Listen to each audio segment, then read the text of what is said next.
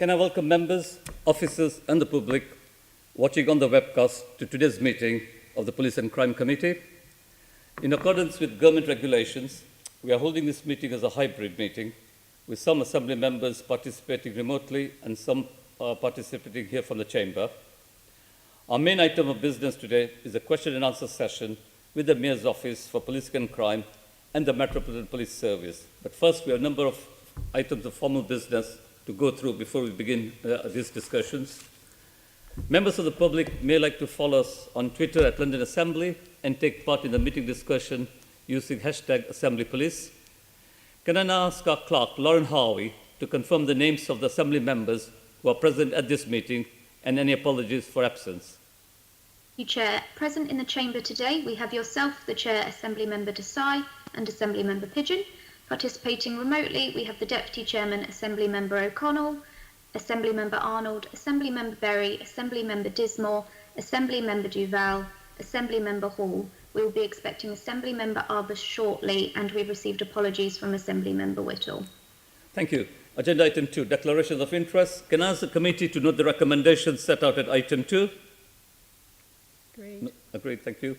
Can I also ask Assembly members to declare any other disclosable pecuniary interests and other relevant interests, including any declarations in relation to gifts and hospitality, which are not reflected on the authority's register of gifts and hospitality, where they relate to the items on the agenda for today's meeting? Noted. Noted, no declarations. Agenda item 3, minutes. Can I ask the committee to confirm the minutes of the meetings held on the 15th of July 2020 to be signed by me as a correct record? Agreed. Thank you. Agreed. Agenda item 4, summary list of actions. Can I ask the committee to note the completed and ongoing actions arising from previous meetings of the committee and additional correspondence as listed in the report? Agreed. Noted. Thank you. Agenda item 5, responses to committee outputs. Can I ask the committee to note the responses received to its outputs? Noted. Thank you. Agenda item 6, which is question and answer session, our main item of business with the Mayor's Office for Policing and Crime and the Metropolitan Police Service. I would like to welcome our guests, Sir Stephen House, Deputy Commissioner of Metropolitan Police Service, Sophie Linden, Deputy Mayor for Policing and Crime, Claire Wexman, Victims Commissioner for London, Lisa Ramsaran, Deputy Chief Crown Prosecutor for London North, Crown Prosecution Service, Rachel Joltzman, Deputy Director, Strategy and Policy, Crown Prosecution Service, and Commander Melanie Dales, Head of Profession, Public Protection, Metropolitan Police Service. So we have a number of sections, questions grouped into different sections. The first section is our questions relating to rape and serious sexual offences. I'm going to start off and then hand over to my colleague Janet Arnold. So can I ask, my question is to both the Crown Prosecution Service and the Deputy Commissioner. There have been some grim headlines over the summer in relation to the topic of issue of rape and serious sexual offences. As I said, my colleague Janet Arnold will be asking questions as to how we go forward. But can I ask you as a scene-setting question, referrals from the police to the Crown Prosecution Service have fallen 40% since 2016-17. The fall in the number of cases prosecuted by the Crown Prosecution Service is even more marked, and the number of rape convictions fell by 50% in the period 2017 to 2020. What has gone wrong? What is going wrong? If I could start off with a representative from the Crown Prosecution Service. Rachel? Yep, I'm happy to come in on that. So first things first, it's important to say that the CPS considers rape to be an abhorrent crime. We share the public's concern about the growing gap between reported rape and criminal justice outcomes, and we're committed to playing our part in addressing this disparity. The latest figures which we published in July actually show an increase in the proportion of cases being charged, but it's clear that there's still too many cases dropping out of the system. There's no single reason for this, and we know that we need to fully understand the problem in order to tackle it effectively. That's why we fully support and are actively involved in the cross-government review into how rape and sexual offences are handled.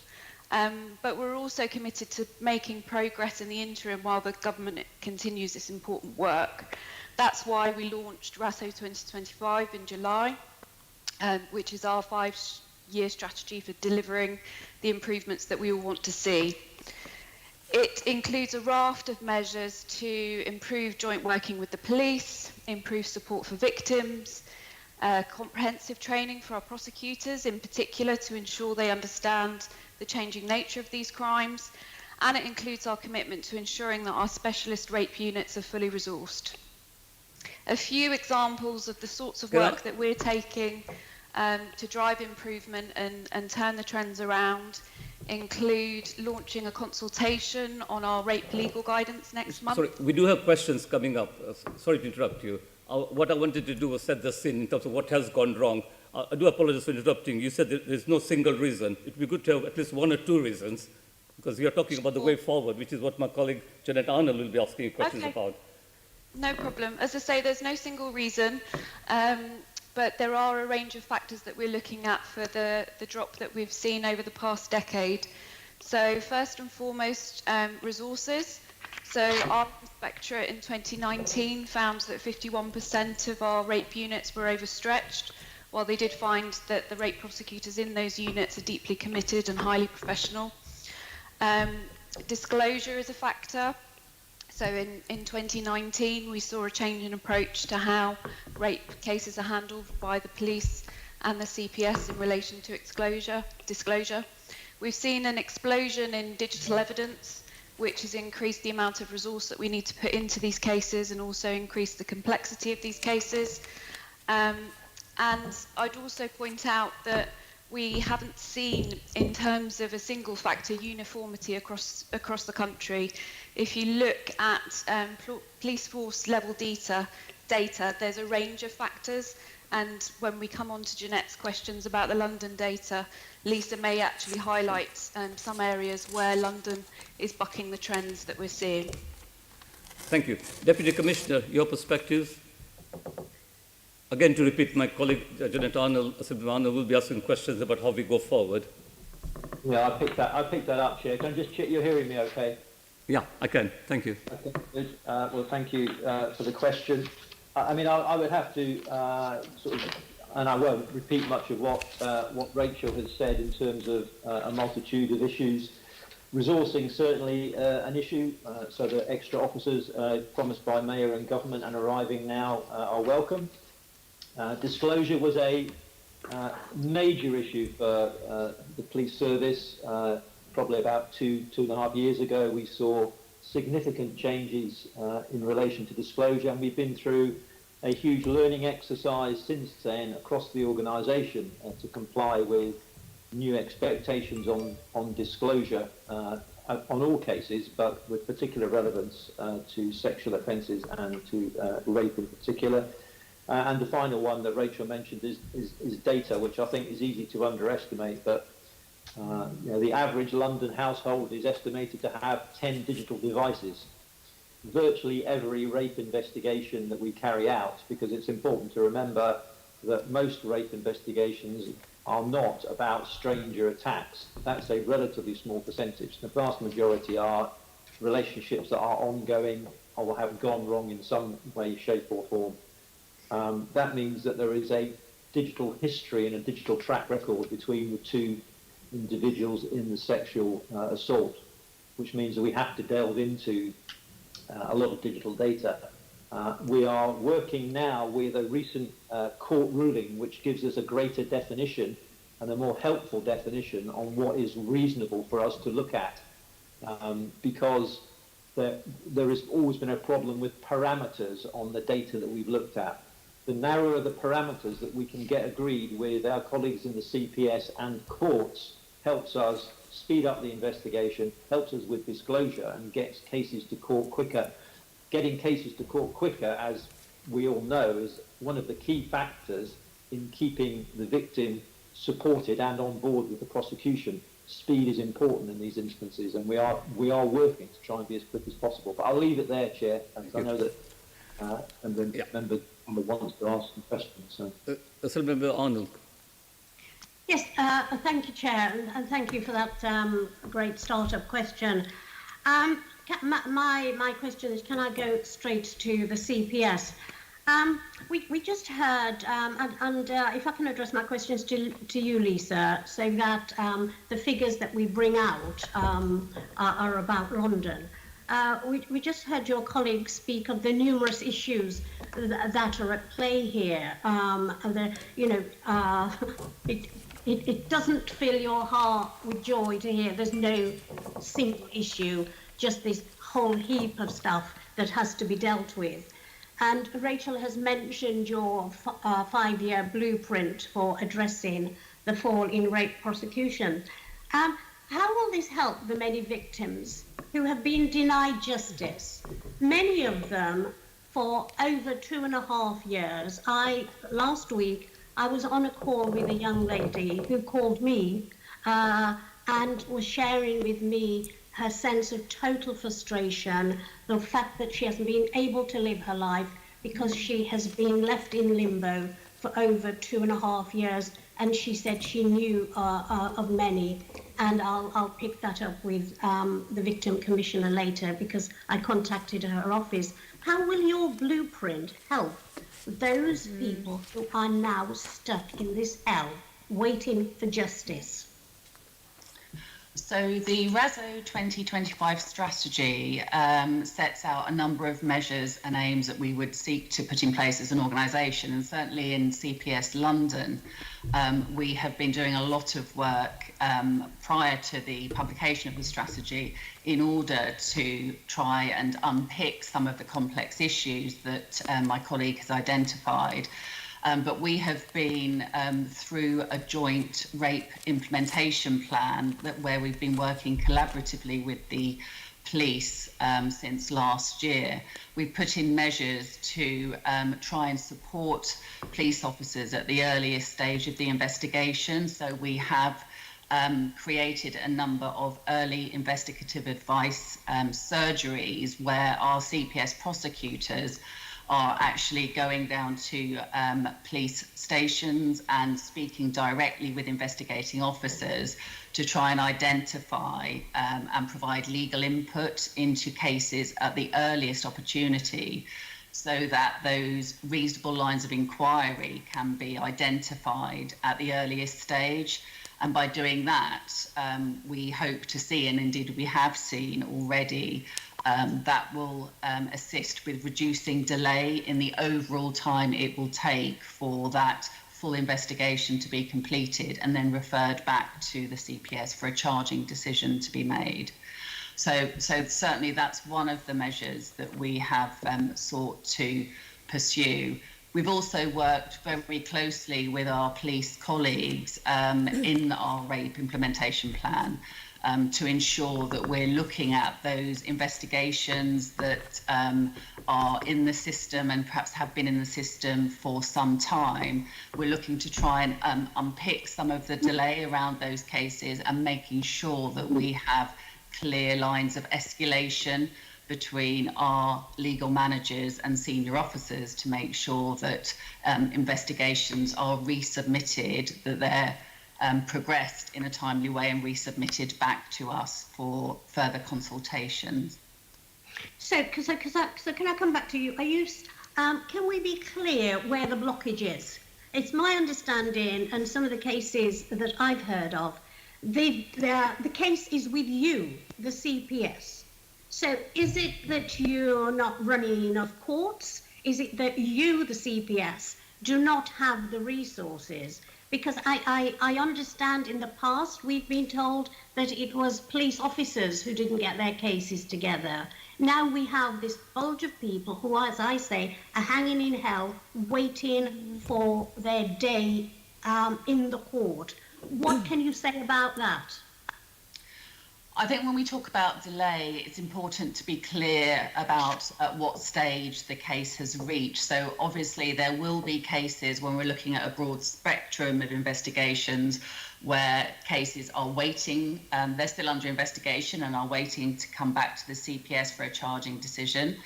Equally, there will be cases where the cases are with the CPS and are waiting for us to make a charging decision. And then there will also be a number of cases which have been subject to a positive charge decision and have entered the criminal justice system, and therefore they may well be waiting for a trial date to be heard. Okay. The Justice Secretary has announced a plan to boost capacity across criminal courts to deal with the backlog of cases built up during the COVID-19 lockdown. What is the current position for rape and serious sexual offences in London? So we have been working very closely with our colleagues in HMCTS. Obviously, the listing of cases is a judicial function, but we have been making sure that our cases are trial ready and making sure that we're liaising with our colleagues in HMCTS to identify those cases where they have vulnerable victims, as many of our cases will have, to make sure we're passing on details of those cases where we're satisfied they're trial ready and where we suggest they could be listed for trial. So we're having that ongoing liaison with our colleagues in HMCTS. Right, so in terms, from your perspective and from your services perspective then, do you have confidence that the backlog will start to significantly reduce by all of these measures, all these talking with, all this collaborative working that's going on? I think the issue around the court's capacity to list the cases is quite complex, and we're one part of the criminal justice system. As I say, we've been working very hard within our RASO units to make sure that our cases that are ready for trial are well prepared, and we're making sure that we pass on details of those cases that we feel are ready to be listed to our colleagues in HMCTS. We have seen over recent weeks that the courts have been identifying and listing a number of our RASO trials, so I think that's a very encouraging sign over recent weeks, and I'm confident that that will continue. And if we want to seek further clarification about that, I think what I'm hearing you saying is now there needs to be a significant push and opening up within the judicial function. So is that for us to go back and ask the question about how much longer to the Justice Secretary? Is that what you're saying? I think the position is that obviously the CPS plays but one part in the overall justice system. I've outlined the actions that we've been taking to make sure that we're trial ready on the cases that we need to be trial ready on, and that we're liaising with our colleagues in HMCTS and indeed the defence to make sure that we're identifying those cases that we would wish to see listed as a matter of priority. But obviously there are wider questions and issues around the listing of cases as a result of the COVID-19 pandemic. Okay, thank you. Can I put just my last two questions to the Victims Commissioner for London? Claire, can I firstly thank you for you and your office for getting back to me so quickly regarding the willingness for you to receive this referral, that the latest contact that was made with my office. It's fine we're sitting here talking about systems and structures, and we've been talking about this for so long. Your job was created because of work that was previously done by this Assembly in terms of the heartbreaks and the horrors that we heard from victims. Do you think that the revised guidance on accessing data held on victims' phones will make victims more willing to pursue their cases and cooperate with the police? And also, given that the information is out there that if they come forward, they're going to be held in limbo because the system isn't working to progress the cases that we're supposed to be dealing with on their behalf. Okay, so Jeanette, let me come back to the first point around the information on their mobile phones. Whilst there has been a lot of work that's been taking place between the police and the CPS and the National Disclosure Implementation Plan to try and improve that, what's actually happening on the ground is still we are seeing, and I'm hearing too regularly from victims and survivors, still having their phones requested and disproportionate amounts of information being looked at. So that is obviously having an impact on victims' confidence staying within the system. The government is trying to address this in their end-to-end review. There's a forensic working group through the National End-to-End Review of the government trying to look at the recommendations that came from the ICO, which is what I called on the Information Commissioner's Office, to look specifically at the amount of data that's being requested.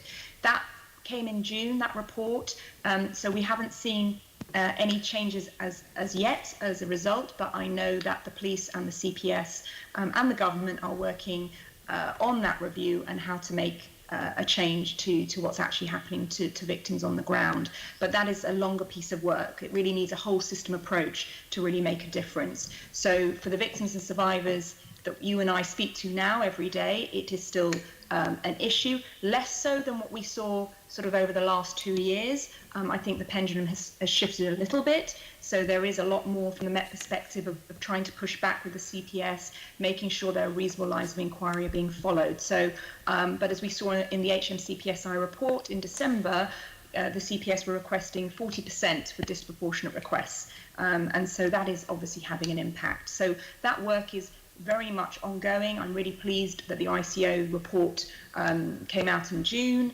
and I hope that all partners, CPS and the police, will work really closely together on ensuring that there are real improvements in that area.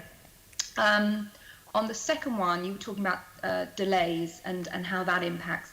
And as Lisa was saying, and as my London rate review clearly identified, it isn't one reason. There are a number of interrelated reasons as to what's causing delays. So, of course, it's first of all, once the victim reports to the police, what was causing the delay was between the police and the CPS. And as Lisa's mentioned, because of the London rate review and all the work that's been happening in London, they have set up these early investigative advice surgeries. And we are seeing an improvement. When I work with the government on the National End-to-End Review, they are looking at London as best practice in this case. So I hope that we will start to see that reflected in better numbers and less delays. What also caused the delays, though, is obviously the request for the mobile phone data and third-party material. And the third-party material needs tackling because, as the police know, they can wait 6 months, and that will delay an investigation because they're not getting the medical records or social services records. That was a recommendation for the London rate review, and that's very much down to the Met to work also nationally, because it's a national protocol that will resolve that issue. And then obviously we have a number of other issues that create delays, because it's, police obviously need all that material from the phones and from the third-party material, and that's what's, adding to all the delays. And then if they do get to court, unfortunately, there was a backlog before COVID. COVID's only exacerbated that. And I've got rape survivors. I only had one last week. They were due into court after 2.5 years. It was pulled the week before, and they're not going until next June. That will be close to 4 years from time of report to court. And the reasons lie very much, and I would welcome your support with the Justice Secretary, because that's the fault of the HMCTS, and it's coming down to perspex screens, which for some reason the courts haven't set up yet. I mean, I could actually get someone in to do it in a day, potentially, so I don't quite understand why it's going to take till next June. So we have lots and lots of issues which are throughout the entire system, but unfortunately that impacts victims and survivors. Well, 4 years is just unacceptable, and it's just heartbreaking, and it just shows about the worth of this meeting. Because I'm sure my colleagues will join me in asking the chair when we, offline, we can think of something that we have to do. Can I just lastly ask the Deputy Commissioner, we know that there's been improvements in terms of the Met's response, but can I just get clarity from you? What can you do, or what are you doing in terms of the support that you give to victims? Because you're the first, if you like, agency that they meet. Yep. And that relationship is so important. But do you have any relationship with them, with people who are in the system 2.5 years, 3 years, some, as Claire said, will be in for 4 years? Well, How does that work? well, we absolutely do. And thanks for the question. We absolutely do have a relationship with people. But I mean, I think we can all react with dismay and a bit of horror, frankly, and shame that it takes 4 years to get to court in cases as serious as this. I hope I don't have to say to anyone on the Assembly how seriously the Met does take rape and serious sexual assault. A huge amount of resources. It seems anodyne to say it, but I want to, which is in our performance framework, to speed up cases, to improve our detection rate, which is far too low. We know it. Even our aspiration, which is 10% detection, is very, very low. But we have to bite this off in small chunks to try to improve. I think we've heard from colleagues in the CPS. We are working ever closer with them. We are making progress. It's good to hear that London is being looked on as best practice in some areas. We've had our difficult times with disclosure, with COVID. Much of what I wanted to say, a lot of it is related to COVID. You know, we had a huge bulge. This is, I'm sorry to use the phrase, but this is a pipeline, and I don't mean that to be inappropriate or callous, but it is. It's a interlinking systems that forms a pipe, and COVID has put a bit of a blockage into the pipe in that we were able, because there was a reduction in the number of cases coming forward, we were able to spend more time looking at the cases that were under investigation, and we pushed a lot more through the pipeline more quickly. We haven't had any increase in the numbers that no further action. We've stayed consistent with our targets on that, but it's created a big workload for the CPS. I think, frankly, they seem to have coped with it pretty well, but it's now waiting for the courts, and I won't comment on that because I think Claire's done that far better than I would be able to do. To go back to your question, we are the first agency that responds, that meets them. I would just reflect back 5, 10, 15, 20 years on how the police used to deal with rape victims, or in fact didn't deal with rape victims. We're in a completely different place now. We give a lot of training to our officers. We continually refresh that training. Officers from the specialist units stick with the victims and the court cases throughout. It takes far too long. There is a pressure, there's no doubt.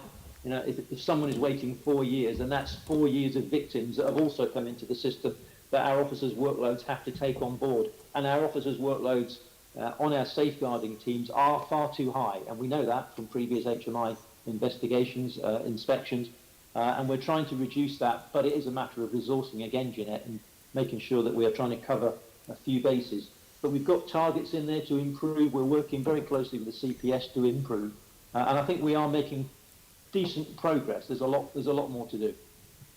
No, thank you for that. I think myself and maybe one or two, I think it's Tony, Assembly Member Arbour, who have sat, and Caroline Pigeon, who have been at the forefront of working with the MPS. And you're quite right. You've climbed a small mountain in terms of where the shift has taken place. In terms of the MPS's response to this very serious crime. Can I just say thanks to the witnesses who have asked questions to, and to say that I will be speaking with the chair, and after my colleague Caroline Pigeon has put some more questions, I do believe that there's some more work that we have to do, because we have to, on behalf of those victims out there who are in an absolutely unacceptable position, we have to keep pushing and urging and seeking their day in court. So thank you all. Yep. Chair. Sorry. Finished. So, are you finished? Thank you. That's a little bit patient. Thank you very much indeed. And whilst we are talking a lot about process here, it's right to reflect back that this is about individuals and the impact this is having on their lives, and not being able to move on because of the huge delays in the system. I wanted to pick up with the Deputy Commissioner. One of the issues that historically has been a problem has been digital forensics, and you may recall I've asked you about this before. Can you provide an update on what work is being done to reduce the time it takes to process digital forensics? And particularly back in March, I was told the Met was working to enhance and embed digital forensic awareness and skills in all new recruit pathways. Can you give us an update on that work as well, to make sure it's rolled out across the Met? Thank you. I will say at this point, I'm going to hand over to Melanie, who will give you a little bit more detail on some of your questions. I think you're right to remind us that this is about individual cases. We are putting more and more effort into acquiring the right technology to deal with the digital material that we're dealing with as quickly as possible. The problem being, I'm sure we'll all appreciate this, as much as we bring in new technology, which of course we have to acquire through public sector processes, which takes some while to do that. All the while we're doing that, mobile devices are increasing in the amount of data they store, and we are dealing with growing mountains of data, not diminishing mountains of data, which is why the ICO report and the recent court case is so important, because it allows us to define down the level of data that we need to look at. But the one thing that hasn't been mentioned so far, and I do think needs to be mentioned, is there is another agency involved. Well, it's not an agency, there's another factor involved in this court process, and that is the defence. And so frequently, the CPS will come back to our offices and ask us for more information, and we think, oh, why are they asking for this? The reason is they're trying to win the court case. That's their role in life, is to achieve successful prosecutions. And they're responding many times to what the defence is asking for.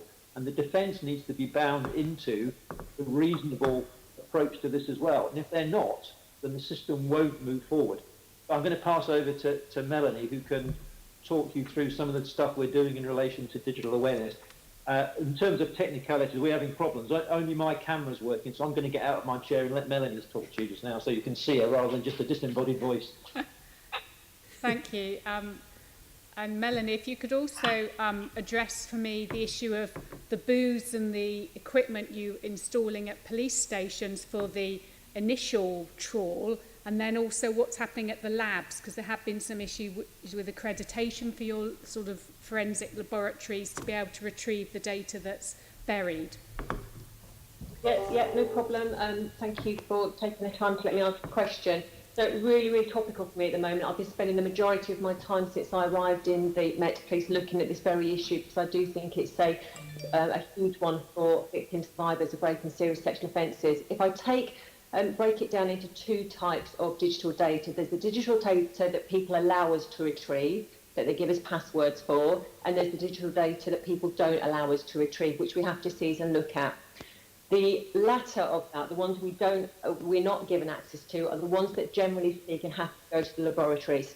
And there have been issues in relation to timeliness, in relation to how we get the information that we need in a timely manner, and how it's put into the package ready for a court process. We are currently in the process within the Met of reviewing that contract and looking to re-procure the service in relation to actually ensuring that we reduce the timeliness of the forensic retrieval. At the moment, we have reduced it. It's gone from 12 months average down to 9 months average. So there have been some successes. But I think, and the conversations that we've already had this morning just pivotally show how impacted this is on our victim survivors. So we must try and reduce it further. So that's one aspect that we're doing in relation to the re-procurement of the contract. Internally, we're having a new safeguarding course, and at the very heart of that is how we manage the data that we can get from people's phones and other software when they do give us access. And that's where the kiosks and the booths come in. We are just about to go live in October. We're putting our SOITs into the havens, and within that, the work is ongoing currently to put the forensic booths into the havens as well, with the view being that when we get a victim survivor coming to the SARC, we can at the same time do that forensic download of their telephone and then give it back to them at that time, and that will hopefully then start to speed things up. So that's something that we're looking to start and do, and we're currently scoping the feasibility of that.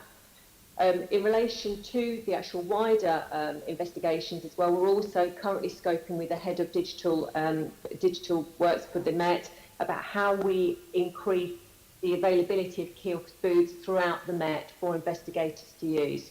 So that's the work we've currently got ongoing.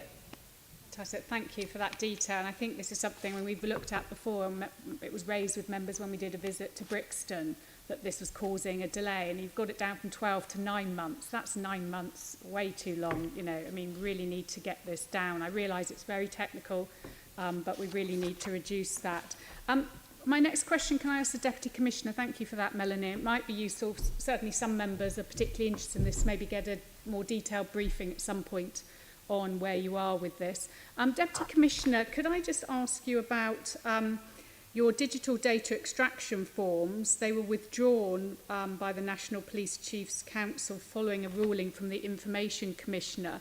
When are you aware if the National Police Chiefs Council is going to issue a new national consent form for mobile phone data? Putting it out at the moment. It's actually we have it, and we are starting to use it now, and it is in line with the Information Commissioner, and therefore we hope a much more fit for purpose document, which I'm sincerely hoping victims will find easier to process and go along with, and it will be a lot less intrusive. It will be better for the whole system in terms of the CPS and for the courts as well. So yeah, we're rolling it out now. Lovely, thank you. Can I ask yourself and also the CPS, I don't know whether Rachel might want to answer this one or Lisa.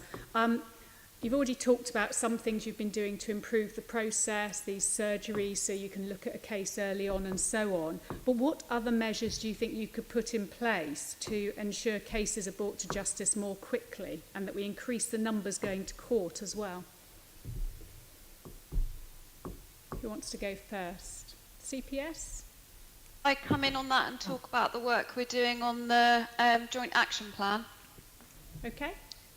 So in response to the Inspectorate's report in 2019, the police and CPS committed to developing a wide-ranging national action plan to address some of the issues that the Inspectorate had identified. We've touched on some of those this morning. So the London Victims Commissioner mentioned the disproportionate action plans, for example, and that's one of the areas that we're picking up. We've been working for the past few months with the police to develop a draft action plan which we'll be publishing in October for consultation. It identifies 20 areas where we've already put task and finish groups in place to drive improvements. They range from some of the initiatives that are already taking place locally. So Lisa's talked about the early investigative advice surgeries, which is one of the ways that we're seeking to improve the relationship and the dynamic between the police. We also have in some of our areas gatekeeper models where police are actually situated within CPS areas so that they can have day-to-day contact with prosecutors to improve case build. We have commitments to joint training, for example, in the offender-centric approach, in trauma training.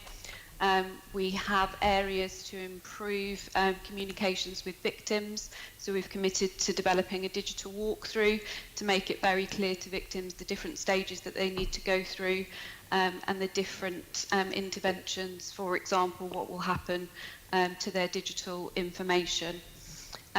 We expect this work to take place over the next 3 years to enable us to pilot new approaches, to evaluate them and to roll them out nationally. Lovely, thank you. Deputy Commissioner, do you have anything to add from your side of measures you'd like to see implemented?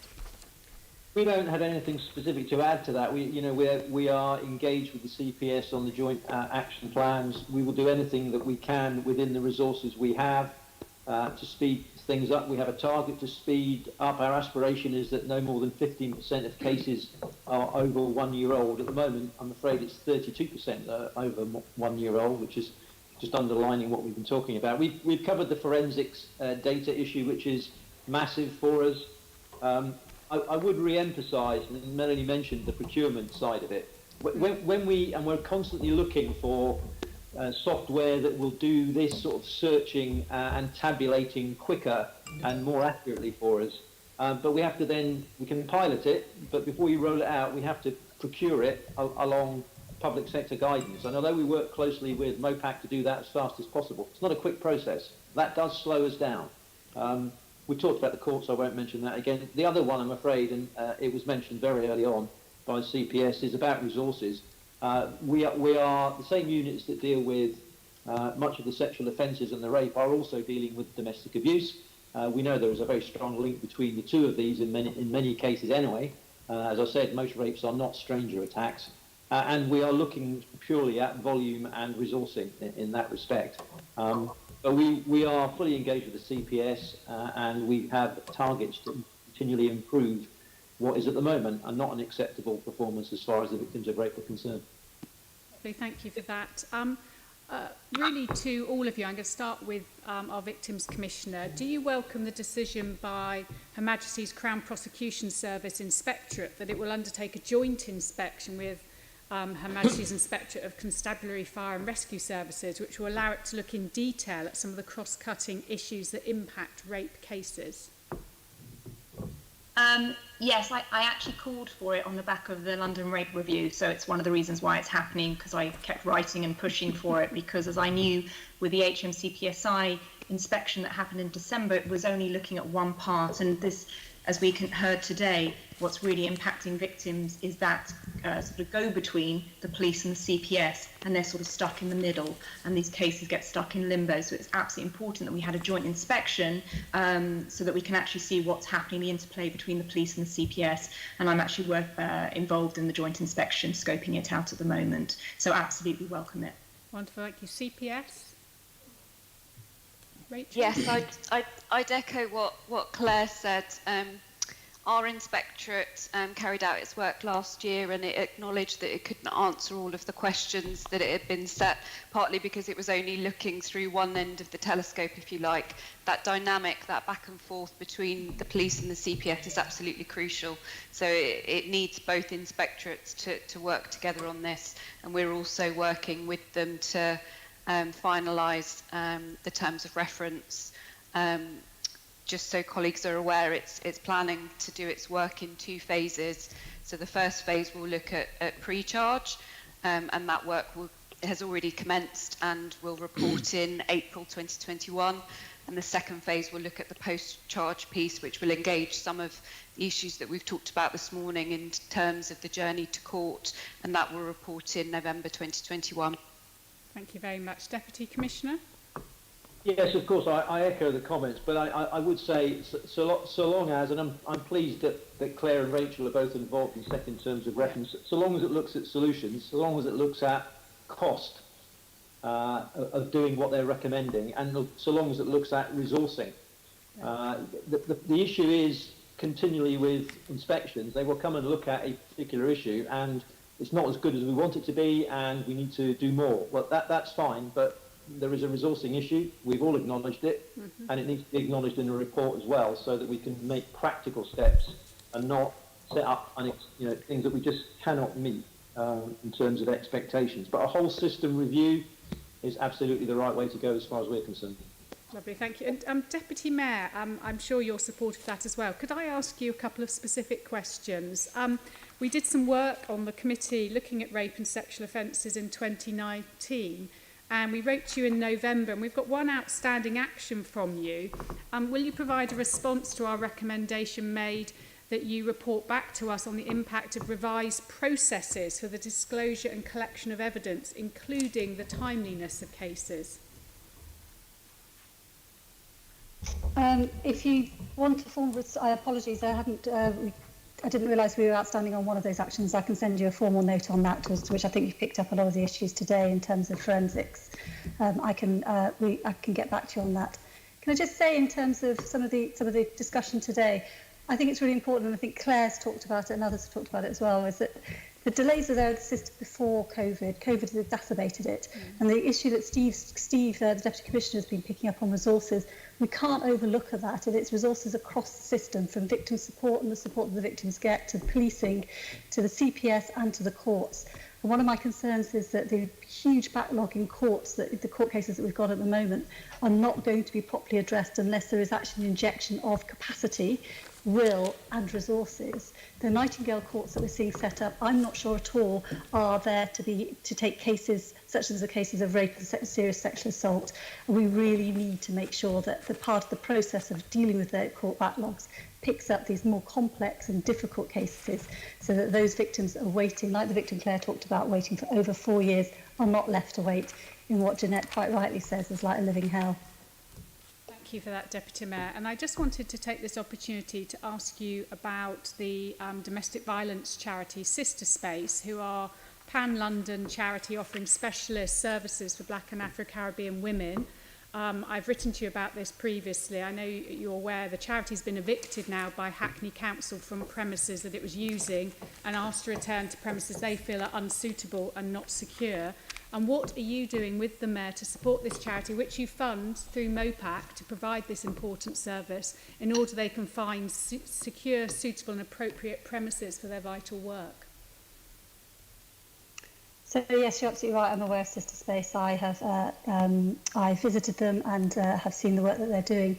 In terms of their accommodation, as you know, and as I've written back to you and to others, that is a matter for Hackney Council. My understanding is that they moved from their original accommodation to accommodation opposite the town hall whilst refurbishments took place, and that they have now been asked to go back to that.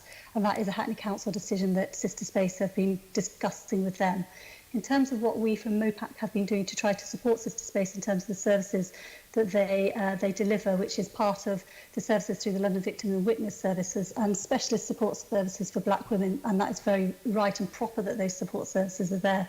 We've been talking to victim support and asking them to support Sister Space in ensuring that they have the capacity and the ability to bid for extra funding and to support them in becoming more sustainable and as part of victim support. So that's work that we're doing through MOPAC and victim support, offering that support to Sister Space. I hope you might be able to support them further with their discussions about their accommodation, given it is a service that you fund through your budgets. But thank you very much. Back to you, Chair. Thank you. Chair, just a moment. Can I just come in there on the back of that last question that Caroline put? And of course, as Assembly members, and especially the London-wide members, we are lobbied and we received cases. But I just do want to put that question in a wider context and just want to congratulate Sophie and MOPAC on the London-wide funding that they've given to Black-led women organisations around this issue. And I say Black and minority ethnic women organisation. And can I say, as the member for Hackney, I really do feel that sometimes we use the wrong platform. This is a matter between the council and one of its agencies. And I defy anybody listening to do more than the lead member, the Mayor of Hackney, on this matter. It has to be resolved between these two parties, and work is ongoing. But I do want to go back to the larger issue and say we have to look and see how resources are given proportionately to those organisations who are working with Black and minority ethnic women around domestic violence, around rape and around sexual assault. And I commend the Deputy Mayor for the work that she's led during her tenure. Thank you. Thank you. But just one more question from me, and then we'll move on to the next section. So this question is to the Crown Prosecution Service. On the 9th of August, there were press reports that the government planned to impose rape prosecution targets on the police and the Crown Prosecution Service, something that the Victims Commissioner, Vera Bird, warmly welcomed, calling the significant fall in rape prosecutions, quote, utterly shameful, unquote. The following day, again, we were informed via the press that the government were not intending to impose targets. Can we just clarify this? So it's a matter of, can put it on public record. Have this, I mean, is it the case that the government is not bringing in targets? Or have you had any correspondence, communication from the government about any plans? to do so? I'll come in on that. It is obviously a question for ministers as to what the government will bring in, but we have had conversations in the context of the cross-government review and with our stakeholders about that expectation to close the gap between the number of reports and the number of cases coming to court. And we can expect a drive from government, as we have from our stakeholders, to see the positive trajectory that we've seen over the last 3 quarters to continue in terms of an increase in charging and bringing cases to court. So just to get this right, you've had conversations, but no indication yet of any firm plans to bring targets. That's a question you'll have to ask ministers. But you've not had any instructions, any directives, or any communication from the government? Expectation for a continued upward trend. Okay, I'll leave it at that. Can we move on to the next section, which is on unlicensed music events and protests? Guests going. Yeah, and so I should say to our guests from the CPS and to Commander Dales and to Ms. Claire Waxman, you're welcome to stay on, but you don't have to. You're moving to other sections which concern more the Deputy Mayor and the Deputy Commissioner. So if you're leaving, then thank you very much for taking part in today's proceedings, but so you're welcome to stay on. And with that, yeah, I'll move on now to the next section, which is on on unlicensed music events and protests. And the questioning is to be led by my colleague, Assembly Member Andrew Dismo. Okay, thank you, Chair. Can I start with a question to Steve? What are the main challenges the Met faces in policing unlicensed music events in London? Well, it's a good question. Thank you. Main challenges at a tactical level are the speed at which they can develop. Quite honestly, and our lack of information about them developing. So it's a grand title, unlicensed music event, but the legal definition makes it clear it's not that grand a thing really. And if a car opens up the hatchback, and in the back are 2 massive great speakers, and they connect it to an iPhone, and 30 or 40 people start gathering and making a racket at 3 in the morning, then that's how quickly it can happen. About 90% of the times that we get told about unlicensed music events are direct calls from the public saying, there's a hell of a racket going on, can you come and sort it out, please? Or we're worried about what's going on. So speed is a real issue, and unpredictability is a real issue as well. I think we saw over the summer quite an upsurge in them, but that again, as everything is seemingly at the moment, was definitely COVID influenced. There was a sort of a pressure valve release that UMEs sort of established across England and Wales. Really, we saw Greater Manchester Police deal with a lot. We dealt with many hundreds ourselves. The legislation gives us decent enough powers to deal with it. We now have a model to deal with it which is agreed with all the local councils, and we work closely with the councils on that. It's a protocol on how to deal with it, and the key really is a very quick local response by police. So when the public call us, we get officers there quickly, and we close it down very quickly before it can gather. There are extremes. There's a continuum here. So if you put the car with a hatchback and the 2 speakers in the back at one extreme, the other is an organised, effectively a rave, which is why the legislation was brought in the first place. Well, with hundreds or thousands of people in an abandoned warehouse, that sort of thing. That's a different matter, and the challenges there for us are effectively getting in and closing it down, seizing the equipment as quickly as possible, identifying the organisers, and dealing with them through the courts if we can. Well, thanks for that, Steve. Is the protocol a document we can have a look at? Because I think it would be useful for us to see the relationships between the Met and local authorities. I've had examples in my constituency where the police haven't turned up. There's one last Saturday with about 50 people in it, the full Monty, and it went on until 6 a.m. It was reported to the police and they didn't come. So is one of the issues you're facing a resourcing issue? No, No, bluntly, it's not. If you let me have details, I'll have a look at why we didn't. But no, resourcing isn't really an issue. So, I mean, if I just look, can I just tell you the figures, which might help? So, since we started, we would say since the summer started, it was around 25th of June that weekend.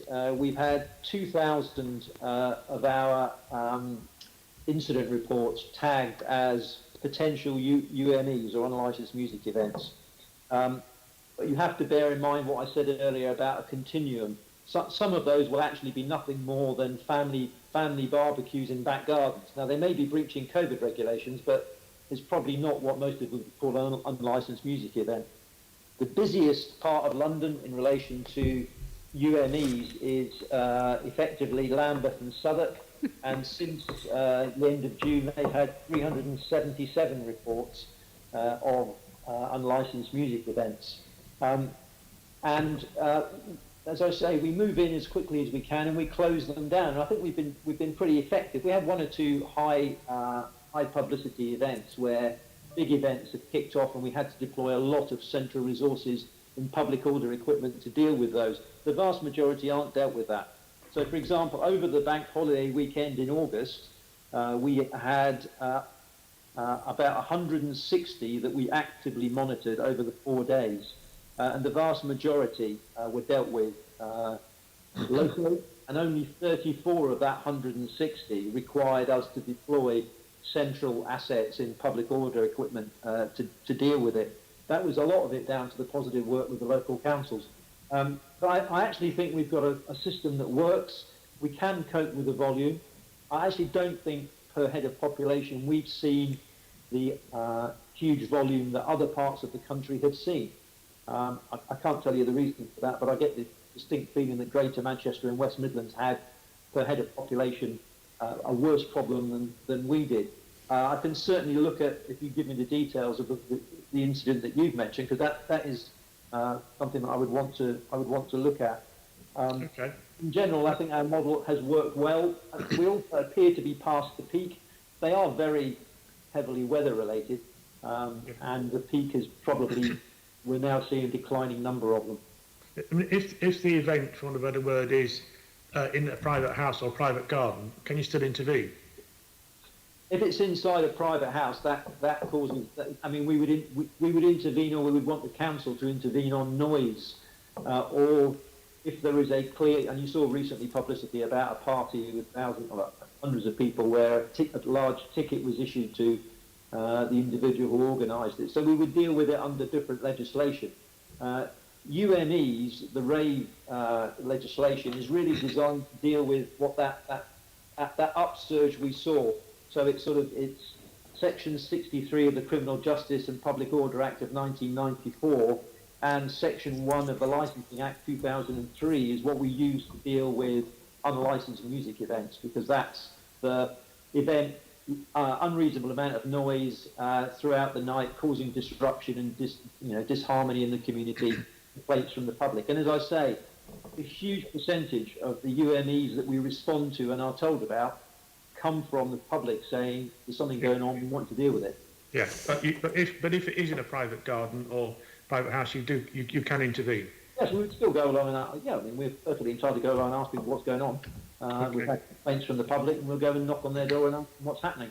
And the same. How well are you working with local authorities to shut down UMEs? Because one of the problems we've got in Barnet, for example, is that they're not operating their out-of-hours service because of COVID. And if the council isn't operating an out-of-hours service, that must make things difficult for you.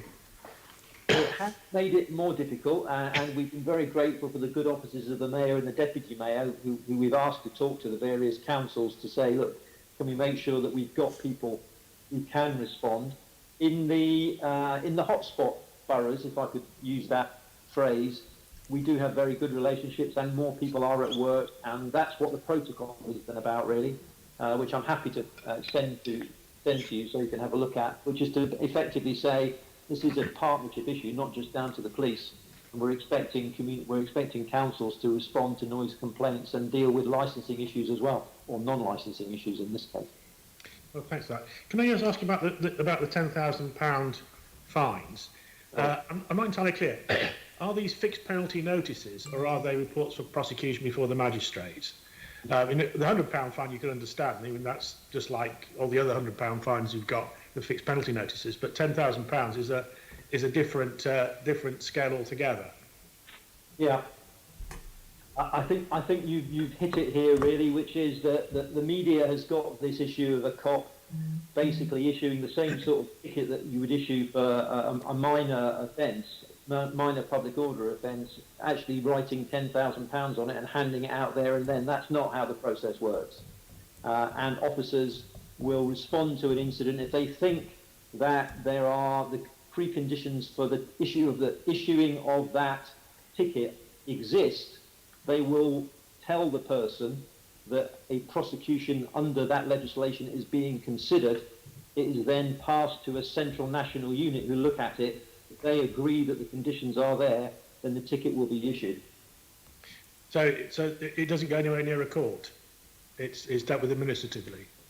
Well, it can be if the person stumps up the £10,000. Let's assume the whole process goes forward and the ticket is issued to the person. If they pay £10,000, then it won't go to court.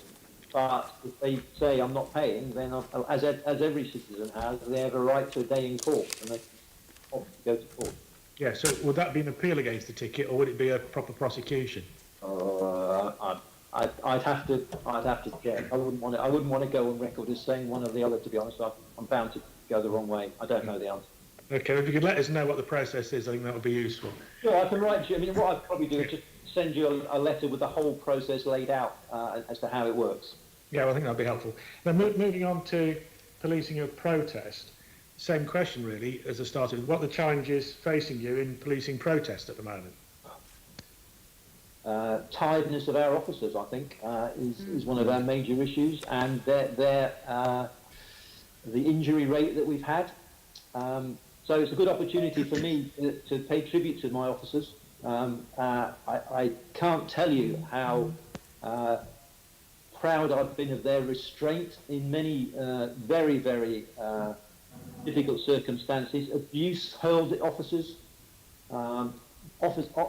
officers from black and Asian heritage abused in various demonstrations. So much so that their supervisors have had to take them out the line because it was just getting too upsetting for their colleagues. Officers injured, officers just tired. I pay tribute to our command teams who throughout the summer have released a huge range of events with the added complications of COVID alongside it. So I want to get that on record. I think that my colleagues have done a fantastic job. The difficulties are simply stretch. Every officer, and you'll all appreciate, every officer who is deployed on a demonstration is an officer who's not in the community, who's not dealing with violent crime, who quite frankly is not dealing with allegations of serious crime. And that causes us severe problems. Officers aren't able to take their rest days. They're being messed around in terms of it, particularly if they are public order specialist officers. They don't get the rest days they're entitled to. That puts pressure on their family lives. Now, they all sign up for this, but it's been a particularly difficult period for them. So resourcing is the major issue for us. Despite the size of the organisation, it is a stretch. But I think it's been coped with well. We've 2 weeks, just short of 2 weeks with Extinction Rebellion most recently. We made nearly 700 arrests, although that's a lot less than the arrests we've made in the past. Of course, the numbers of people unlawfully demonstrating were far, far less than we've seen in previous excursions from XR.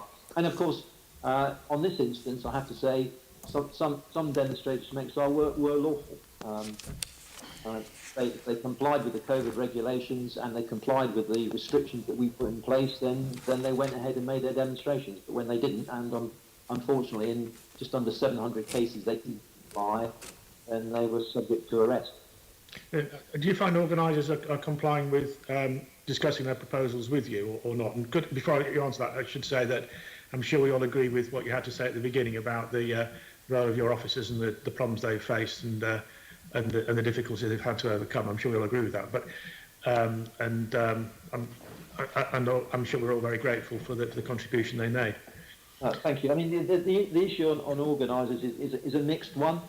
So some organisers do engage with us very, very well, and where that happens, then we can work with them, and the demonstration, so long as it's lawful, will take place. And you know, it's important that people realise that the Met is here to allow appropriate demonstrations of concern to take place, because we're a democracy and we're here to protect the democracy, not stifle it. It's when organisers contact us, we can work with them, and we can explain sometimes the legislation to them, because they won't always understand, and we can have a debate backwards and forwards about it.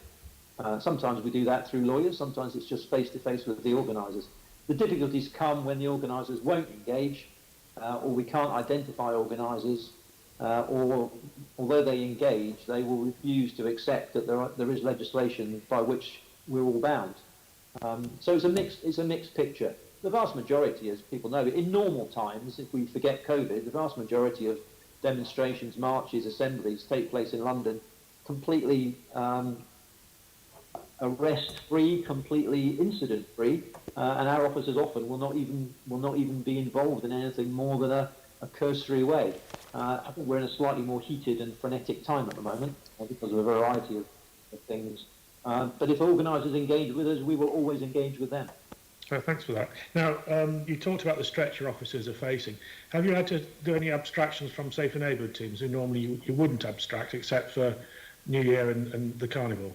Yeah, we've done very little of that. I mean, I won't go on record as saying none, because there are bound to have been cases where it has happened. But the way it works is we'll draw upon our central asset, and we'll draw upon, and I know we've discussed this before, but we'll draw upon what we call level 2 trained officers, who are given enhanced public order training, but are still officers who operate on BCUs.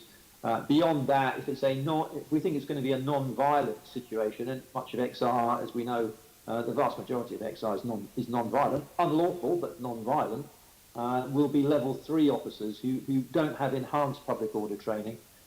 We try to protect our safe and neighbourhood teams wherever we can, and I think we've been fairly successful in doing that through the summer, but it has been a real stretch for us. Going forward, we need to look at the impacts of COVID on our workforce and how that develops. Members will remember that on the first outbreak of COVID, we were warned by government information that we may see up to 30% of our workforce absent to the workplace because of COVID. We got nothing like that. The concern is that in this instance, with test and trace, the numbers ramp up as more and more people identify that either they have the virus or they've been in contact with somebody with the virus and are required to self-isolate. And roughly, we're finding that when we get somebody with the virus, we're seeing around about 8 or 10 contacts in the workplace who have to then self-isolate. So numbers up. So presumably you're also affected by these problems with testing and tracing. Well, I think that seems to be a national problem at the moment, with a little bit of a bottleneck. So yes, I think we've had 1 or 2 isolated incidents where officers have been given unrealistic expectations in terms of how they would get tested. Okay, and going on then to the problems you were talking about on the demonstrations, you've had the Commission's had discussions with the Home Secretary about what's needed to address this growth. Well, I know it's growth in violence, but certainly a lot of violence. And how have those discussions gone? And what protection and support do you think you're going to get from the Home Office?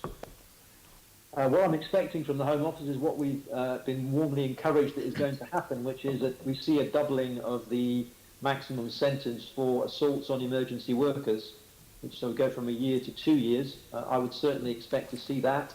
I would still like to see some attempt at 2 strikes and you're out legislation in relation to assaults on emergency workers. So the concept being, if you are convicted of a second offence within a particular time period, then the penalty is significantly enhanced, and the imprisonment is significantly enhanced. I have no doubt of the Home Secretary's determination to try to assist us in this, and indeed the Policing Minister. I think they are both very clear that they want to help us, and I'm pretty confident we'll see something positive coming forward in legislation. That would send a positive message to officers. It has, I have to say though, legislation is one thing. It has to then be implemented through the CPS and then into the courts. One of the things that we're very keen to see, as you know, we set up an operation called Operation Hampshire, which is a full-time unit that looks at supporting injured officers, both in their injury but also through the court process. And one of the things that we know from looking at all the cases is we would like to see a situation where body-worn video is shown in evidence, even when there is a guilty plea, so that the court can get some idea of the situation that the officer was involved in. Because often the statement doesn't quite give it. You know, cops tend to do what I tend to do, which is we talk too much in cop speak, and we're proceeding in a northerly direction. It doesn't give the feel and the passion and the fear that people feel when they're involved in these situations. Body-worn video does just that, and therefore we think courts should see body-worn video in all cases where obviously they'll see it if it's a contested case, they would see it, but if it's a guilty plea, then we think they should see it also before sentence is passed. As part of the victim impact statement. Exactly so, yeah. And last question from me, if I may, Steve, and also for Sophie is this one. We've talked about the past. How are we preparing for future demonstrations across the capital, bearing in mind we've also now got this rule of 6? So shall I, if I go first, yeah, we are adapting to the new guidance which we got just at the tail end of the weekend. So we're adapting to that. We've used the National Police Chiefs Council guidance, which has come out on the back of the government's legislation, to explain to officers what the new rules are. But we will be, I think it's important to say, we see this change in the numbers and the stance doesn't necessarily drive for us a change in the way we've approached the situation. So we will continue with our approach of we will try to explain to people, educate people and encourage people, and only when we come up against resistance will we enforce. Or if we see repeated breaches by the same individual or group, we will probably look to enforce the situation. It's important to say that 99% of Londoners have complied, as far as policing is concerned, with all the requirements on this. There's a small number that don't, and usually when approached and dealt with, they comply then. And we're talking about a very, very small fraction of people who we have to enforce with. Now that's in relation to the individual stuff. In relation to demonstrations, of course, you'll appreciate that there are a large number of exceptions or exemptions rather to the legislation, and one of those continues to be political demonstrations, assemblies. So we have to take that on board. Of course, that's not the only thing they have to do. It's not good enough for a political group to say, right, we're going to assemble with more than 6 people because we're a political group. They also have to have in place a risk assessment. That risk assessment has to be a valid risk assessment. And we've got a very good relationship with the councils. Particularly, I have to pay tribute to City of Westminster Council.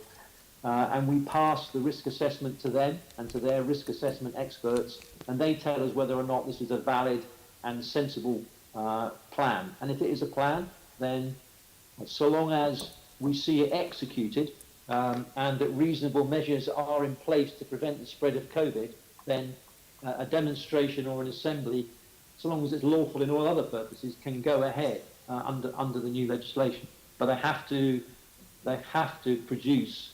They have to be a political body. They have to produce a risk assessment, and it has to be implemented effectively. At which point they are then exempt from the rule of 6. Okay, thanks. So, Sophie. Thank you. Sorry. Sorry, just to follow on from what Steve said, I think, I not in any way want to sound complacent to think in terms of any future demonstrations or any future sort of unlicensed music events.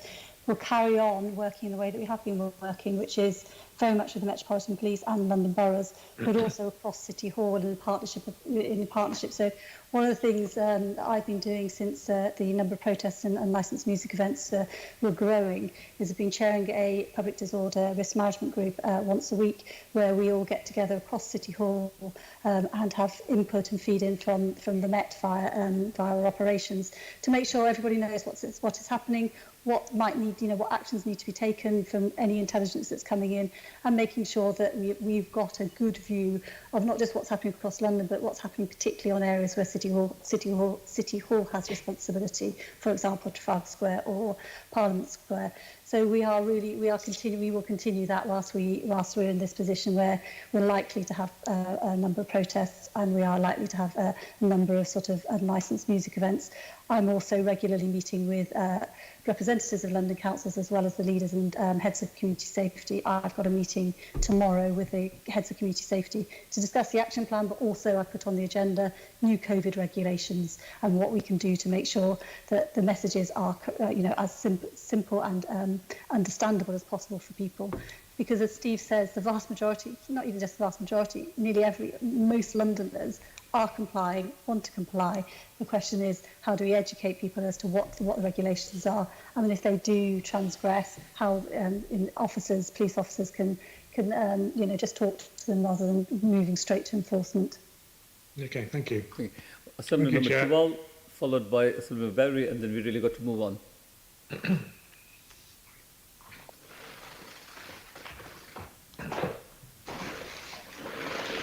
Len? You're muted. Len? Sorry. I can hear you now. Muted now.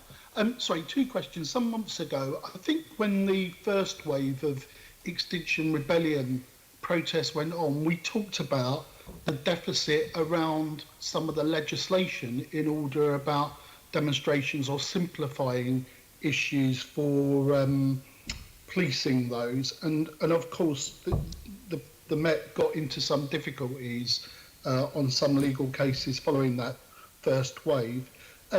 There's clearly been a change in the laws and regulations that have taken place because of COVID. There's been some changes.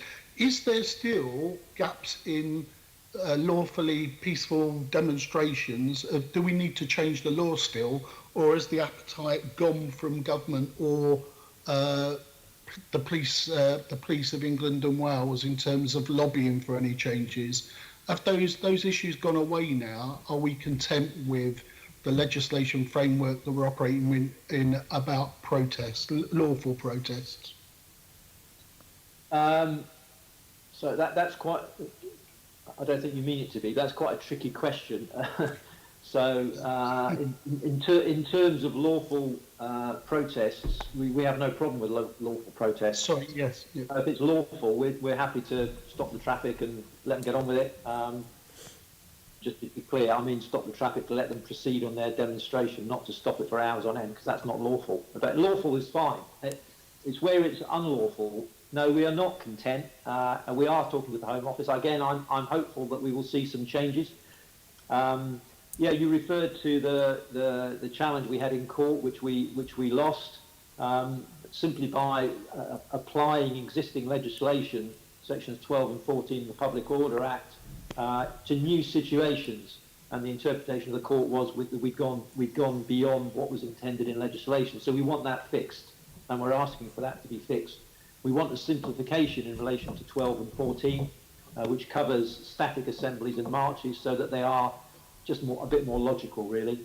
And the other issue we're looking at is we are asking the government to consider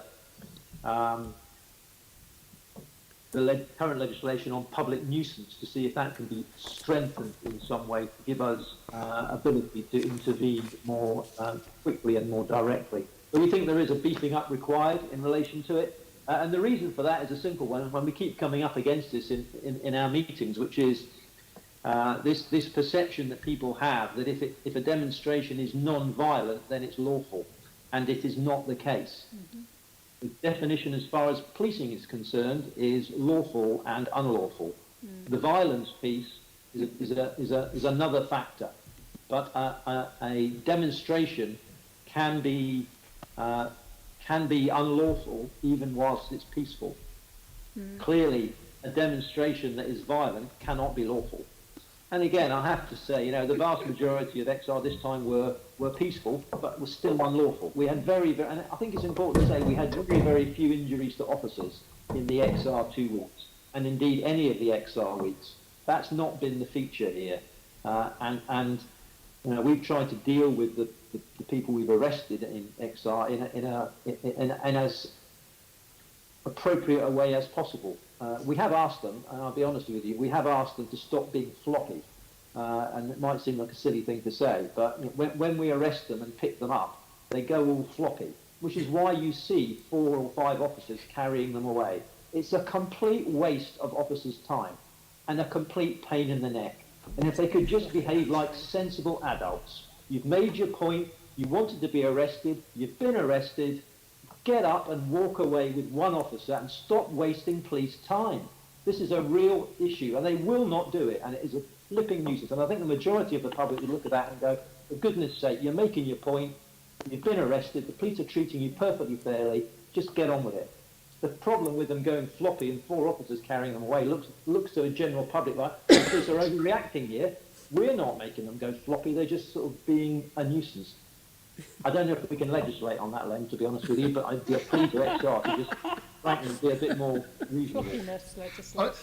I only used the XR demonstrations to indicate that's when we last discussed public order legislation. It's in the wider sense. So have we got a time frame for that, or is that really in the hands of government then? Are you expecting something shortly, or, you know, over the next 2 years, or not? I hope it's not 2 years. I mean, I can see that there's something on the BBC this morning I haven't been able to read fully that's about changes to quite a lot of legislation. I haven't been able. I don't know if there's a public order element in that or not, but we hope to get it fairly soon, to be honest, because we've been asking for a while now on this, and I know they're engaged on it, and it's not easy. You know, writing legislation that actually works is not something to be done quickly. Yeah, I'm not a fan of legislation unless we really need it. I mean, I'm looking forward to the debate about it and what it really gives you. Maybe that's something we can plan at future police and crime committee meetings when it becomes live. My second question is about assets and what we have seen, police tactics changing, different use of assets on unlicensed music events. And I think in terms of demonstrations, probably, you know, in tactics have changed on some issues. So I want to talk about the helicopter service and the importance of that in managing demonstrations. This Monday, the government announced that the first trials, or the first stage of trials for drones, had taken place, and it had been effectively, given the volume that London faces of demonstrations and, you know, licensed music events and everything else, were we part of those trials? I'm not saying we shouldn't have been. I just want to know that if there's going to be a future replacement of helicopters, that we have got the best kit available that helps us keep people safe and secure. And so I asked that question in that sense. And have you been cited by those trials in terms of what they were considering as a replacement for the future helicopter service? And I know it will take some time to go through, but it just seems, given, as I said before, the volume and complexity of policing London's capital, that we should have been in there and understand what those implications are. Yeah, it's a really good question, and it's really very topical. I feel I should apologise to the residents of London for the almost continual presence of the air support unit above. Always seems to be above every individual's house, doesn't it? I mean, as a resident of Westminster, I understand what people are concerned about, but the reason for it is quite obvious. As a tactical aid to the commanders of the demonstrations and the public order situations, air support is absolutely crucial. Absolutely crucial, and we are very keen to have the best air support that we possibly can for London. At the moment, the difficulty is I am aware of the pilots, the tests that are being carried out, on drones, and we are actively looking at what we could do to use drones in London. We have used it on a few bespoke operations, usually around security for presidential visits or something like that. But the difficulty is with drones, and you'll see that the forces that have looked at it this time round have been rural forces. For open country search above fields and coastlines, I think drones are probably nearly ready now to be used by policing, and indeed, as we saw in COVID, Derbyshire were using it to do some work above open country as well. The difficulty is above an urban centre, because, and I get lost in the technicalities, but there's a difference. There's line of sight drones, which we have used on occasions. In other words, the operator can see the drone, and there is beyond line of sight drone, where the operator doesn't see the drone and can't see what it's doing, where it is. The beyond line of sight is something I think that is not ready yet for London. Doesn't mean to say it won't be in future, but quite clearly safety, public safety has to be absolutely paramount here. And so we will be suitably advised by government and by Home Office and by National Police Chiefs Council on our use of drones across London to replace helicopters. At the moment, I don't think we're there. I think we'll see a new generation of helicopters come in, and drones slowly start to be used more. We won't be sort of at some point saying, right, our fleet of helicopters will disappear and it'll be all drones. It'll be a blended approach, I think, for a few years to come. And will the next generation of helicopters be quieter? Because if the drones are silent, I think actually policing by consent Londoners might go for it. But I realise it's going to take some time. Okay, thank you.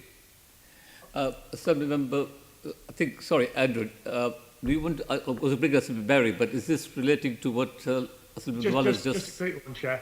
I'm sure Steve's aware that the London Fire Brigade have been experimenting with drones for quite some time now, and they are taking them on. It might be useful for you to learn how they're doing, because they've got very sophisticated kit. That's point one. Point two, however, is that drones are entirely dependent on Chinese technology. So that might be a problem for security for you. Yeah. Okay. So I mean, I think I know the fire brigade are, but I think you'll find their line of sight drones. I can't imagine where the fire service would need to have a drone that's beyond line of sight. We would to be replacing helicopters. It needs to be beyond line of sight, and therefore slightly more challenging, I think. But we are using them outside line of sight for some of the big incidents. Are they? Okay, right. Well, I stand corrected. Thank you. But you've still got probably the Chinese link. Yeah. Okay. So Member Barry. Thank you, Chair.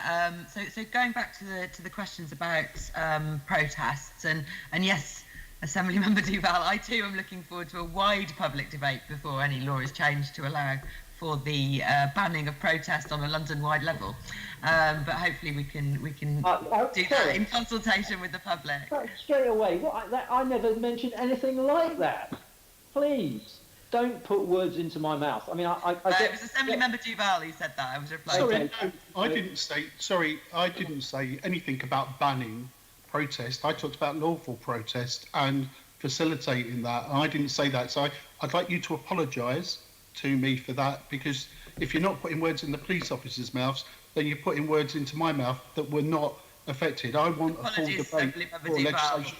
I'm on record of not supporting legislation nilly. I want to be part of that debate, but I'm not into banning demonstrations. I want people to behave lawfully and do them right and fully comply with the law. That's right, and I think the major problem that the police ran into was between the differences between Section 12 and Section 14, making it impossible to effectively prohibit protest across the whole of London, and that they attempted to do. So yeah, if that comes forward as legislation, we need to have a full debate based on balancing that request out with human rights, and that needs to take place in Parliament. Yeah, so that is my question. I don't even agree with that characterisation of what we got wrong. We did get something wrong. what we basically said was, look, this assembly is banned. These other assemblies by the same organisation are for the same reasons. They're in different locations. We think it's one assembly. The court said no, it wasn't one assembly. You needed to go around all of them and impose the legislation on each individual one. We accept that, and that's what we now do. That's not banning. That is not banning protest across London. It is dealing with it was dealing with law breaking across London. That's what we were doing. Thank you for that. But going back to going back to trying to get back to what we're all more used to, which is, lawful, peaceful, supported protest. Yep. And one of the issues I've found by talking to organisations who organise, regular rallies in Trafalgar Square has been the inability for them to find a way to book, to use that space, to liaise with the police. I think the last time we spoke about this was before the bank holiday, and it was quite clear that the current regulations made it hard for you to say that any of the protests going forward that weekend might in fact be lawful, because there just wasn't the clarity in the law. Now, I've been corresponding with the people who run Trafalgar Square and Parliament Square on behalf of the GLA, and I got an answer back from them yesterday, and it's quite clear they were suffering from the same problem. They said, they obviously at lockdown all events were cancelled, but as they thought about trying to reintroduce bookings, they said the guidance and legislation was not clear. Now, the new legislation that came on Sunday night, that does have a specific exemption for protest to the rule of six. And so what the GLA team have said to me is, now that they know this can happen if people have made a risk assessment and made plans for a COVID secure protest, they are getting legal advice on how they can begin authorising these activities again. And this is a problem because these are people coming forward saying, can I organise a rally sometime in the future? And they're unable to do so. So my question to you, Steve, and also to Sophie, is, are you working together to get this ability to organise and authorise protest on the GLA controlled land ready as soon as possible, so people can start making plans for the regular events, the regular normal rallies that they carry out in these spaces? So I mean, I'm not trying to be difficult here. I'm a bit surprised at what you're saying, because the exemption that I went through in detail there, political, risk assessment, reasonable steps to stay safe, they're not new conditions on the 6th. They were in existence before, which is why a number of demonstrations have taken place weeks ago under the old legislation, the 30, which were perfectly lawful and valid, because we spoke to the organisers, we saw a risk assessment. The Westminster Council said, yeah, that's a good risk assessment, and the demonstrations, I mean, even XR on occasions complied with all the requirements of the legislation, and the demos, they went ahead because they were peaceful and they were lawful because they stayed within sections 12 and 14 of the Public Order Act. You saw them a couple of weeks ago on in Parliament Square on the Green, which is where they were sectioned to be. So we do work. To clarify, I'm talking about very much more mainstream groups. Yeah. We are pressed for time, Mr. Berry. Yeah. Pardon me? So we are pressed for time, so can you... Yeah, so I'm just clarifying my question. So very much more mainstream groups who would normally book Trafalgar Square or Parliament Square. They've been unable to do this because the GLA team say they haven't had clarity on the law. So I just want to check, are you working with the GLA to help them to produce a new process? Part of every planning for any demonstration is working very closely with our very close partners in the GLA. I mean, we work with them on a daily basis. So they have been telling groups they cannot book events? Well, I can't speak for them, but that's not my understanding. So, Sophie, maybe you can help with this. So I haven't seen, obviously you just read out a letter that you've got from GLA Operations, which is, as you know, a different part of City Hall. It's not MOPAC, and they're the ones that take the decision on that. And I know they work, as Steve said, work incredibly closely, and they will be working closely with the Met in clarifying legislation and seeing what can be done. And I'm sure they'll be trying as hard as they can. because I think these groups who were the ultimate lawful protesters, as it were, who want to have every cross and ticked and I dotted, are currently unable to plan for their regular events, and that worries me a lot. I must admit, I am surprised by what you're saying here, because our processes are very tried and tested. We work very closely with the GLA team on this, and I'm not aware that there have been difficulties in booking it. The legislation is new as of sort of Monday morning, but actually, as I say, what's changed is the numbers. We've had lawful demonstrations last week, the week before. And as far as I'm aware, we've had demonstrations in Trafalgar Square as well. So I'm a bit surprised, to be honest. So I think the best thing is that if you've got examples of groups who are trying to book Trafalgar Square, whilst it's not I'm not the decision maker on this at all, best thing is to flag that, and we can just make sure that it's been looked at and the appropriate decisions have been taken, which I'm sure they are. We have really experienced operations, as you know, in City Hall around Trafalgar Square, who will be doing their best to facilitate, but making sure that it's in line with COVID regulations and the law, and they'll be doing their best to do that, as you know, and they are very, very good at this. I will forward the correspondence to you, because it is clear that the applications process is currently not open. Okay, thank you. And can I just, we've got to move on now, but Assemblyman Duval, you are very clear, as far as I'm concerned, in the distinction you drew between lawful protests and unlawful protests. So on that note, can we move on to the next section, with questions around antisocial behaviour, and we really do have to speed up. We're about half an hour behind schedule. Assemblyman Susan Hall. Antisocial behaviour. Okay, thank you, Chairman. We're on antisocial behaviour. So Steve House, I just say very many congratulations on that successful operation in Orpington. Very brave officers, and I'm very grateful for that. MOPAC reported antisocial behaviour increased by 189% between April and June as compared to January to March. To what extent do you believe that the rise in reports of ASB in London is likely to be due to breaches of lockdown measures? So is that to me? Yes, please. Sorry. Yeah, very much so. We saw, as you've indicated from your figures, a very strong spike when the lockdown started, and it was phone calls coming in from the public basically saying they were worried about behaviour, they'd seen something on the street. Use the classic, they were worried about their next door neighbour, etc., etc. So a big spike in calls. We saw an increase in our response to these, but we did not respond to every call because much of it was advice that we could give over the phone. So we didn't deploy units, but we did see a big increase. And as you know, we put on a lot of extra asset on BCUs, on boroughs, to deal with that spike in calls. Okay, so we're expecting those figures to come right down now since we've been. I'm worried that they're going to go back up again as people start to think about a smaller number and look at the rule of 6 and start worrying about that and seeing that in public. And it's understandable that they would be worried, and if they want to call us, then to alert us to it, we will look at issues, because obviously we're going to employ the 4 E's. Our officers on patrol will see things, but if the public tell us about something, then we will respond and try and educate and explain to people that they are breaching the legislation, that they need to amend their behaviour, or otherwise we will move to enforcement.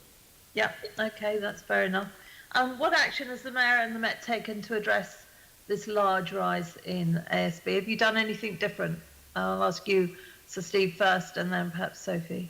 Well, as you've indicated, it was a spike, and it has come down again significantly as people have, I think, become more normalised to the lockdown, and then as lockdown eased, the calls eased. What I'm concerned about is that now that we're seeing a slight change in the legislation, or a radical change in the numbers, it may go back up again. But we haven't yet seen lockdown return, and that would be what would drive the biggest spike. Obviously, across the UK, we've seen local lockdowns. I think it's almost inevitable that we may see one of those in London at some point, and that would drive an increase in calls. We've already deployed extra asset on boroughs, so each borough has a dedicated response vehicle to deal with calls in relation to the change to legislation. If calls ramp up, we will need to see about increasing the asset that respond to those calls. Okay, thanks. Sophie, have you anything to add to that, or I mean, it's a fairly comprehensive answer. Steve's said most of it. I think we should link it back to the previous discussion we've had around unlicensed music events as well, and there's really, really serious partnership work between boroughs, City Hall and the Met on this in ways of trying to drive down not just criminality that's involved in some of those events, but also the antisocial behaviour. I thought it was really interesting. Really, 90% of the calls around unlicensed music events were from the public because they're disturbed at night and they don't want that type of antisocial behaviour on their doorstep. We've worked really hard throughout the months of COVID lockdown in dealing with that, which will have had an effect on antisocial behaviour as well. So do you welcome the introduction of the COVID secure marshals? How do you think that they will help? Do you think they'll help? I've no idea how they'll help because I think introduction is a grand word for COVID secure marshal. There's been an announcement about COVID secure marshals where London boroughs and authorities across the country have said, who are they, what are they, and who's going to be paying for them. There's no massive amount of enforcement officers who are waiting to be COVID marshals. They are already at stretch. They're already working very hard in making sure people keep the COVID regulations, businesses and sort of hospitality venues. So I think we are waiting for any detail on what these COVID marshals are going to be, how they're going to be paid for, and whether they'll have any new powers. Okay, but if get beyond that, do you think they'll be helpful?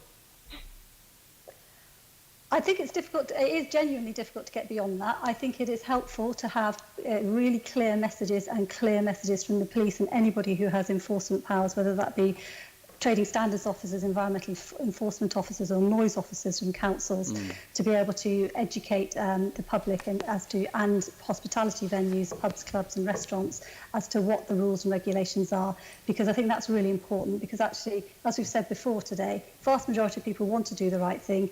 The rules at the moment are quite complex and people do need to be reminded as to what is right and what is possible. So any ability of people to be able to do that is welcome. But if the COVID marshals themselves, there is an announcement which has no substance behind it.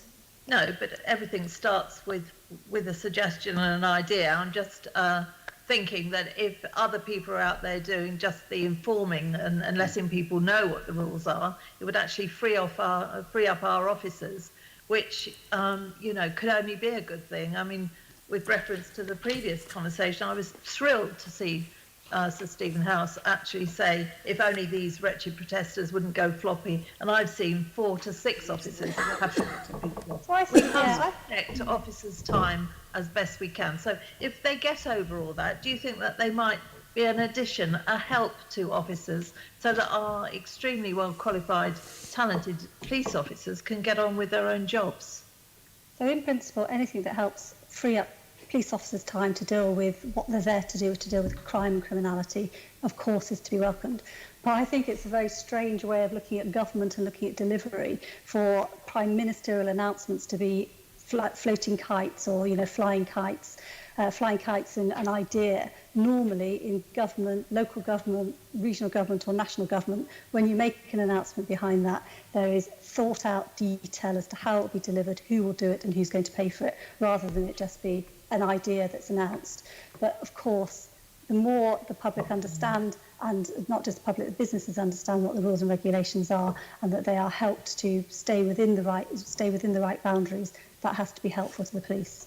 Yes, I think we must all remember we're in unprecedented times and lots of people are doing their best to see how they can help out in various places. So Sophie, then the Met has stated that it's not investigating COVID guidance related issues retrospectively. Do you support this decision?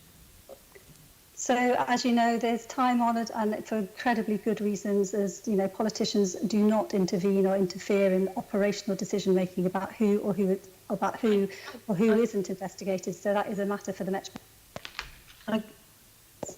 Sorry, I'm on mute, wasn't I? I was just saying that there's time-honoured.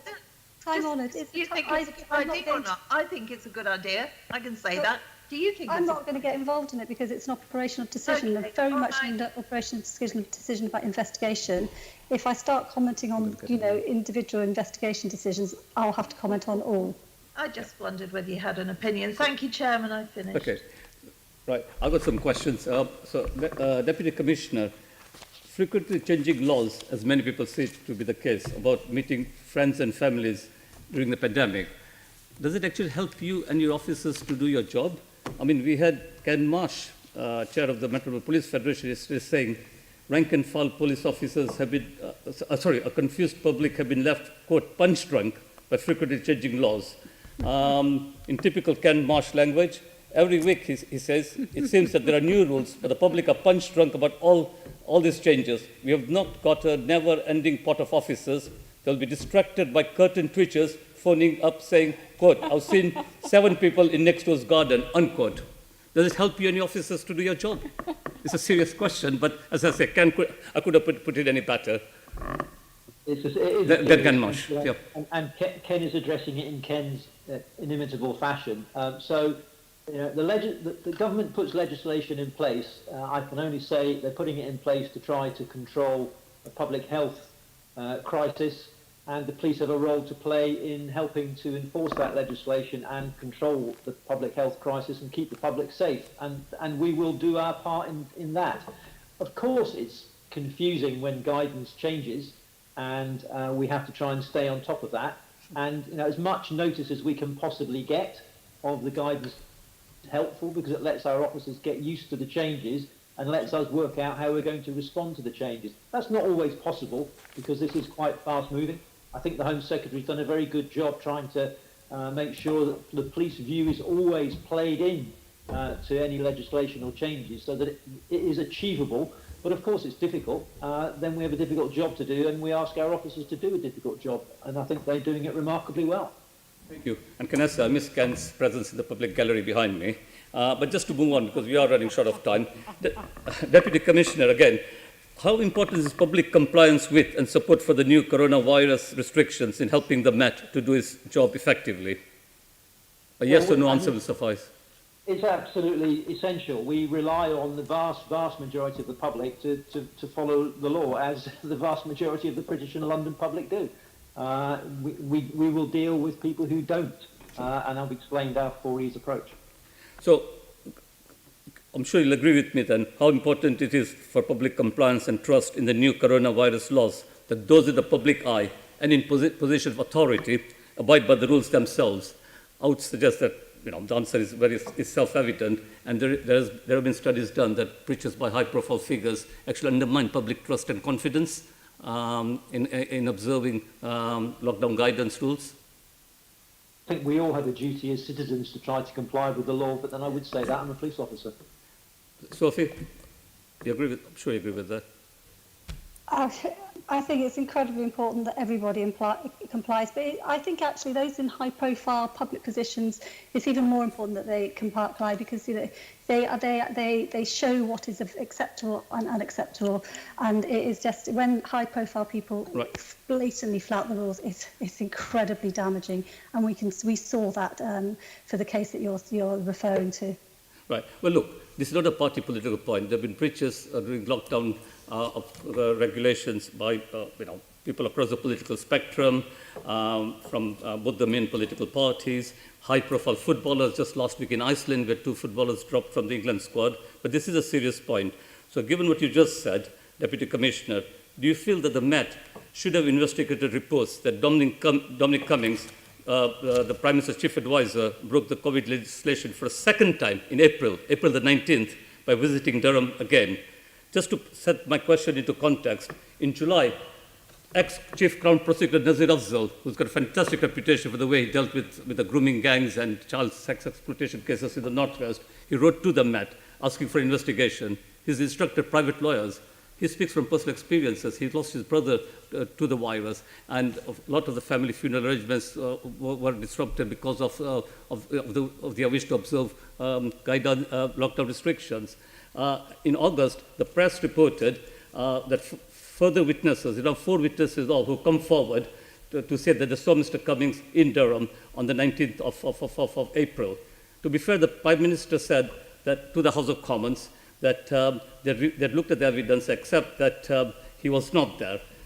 Clearly, someone somewhere is not actually being, or someone is being rather economical with the truth. In the interest of transparency, because there are 4 witnesses who say very clearly that they got no axe to grind. They saw Mr. Cummings in Durham.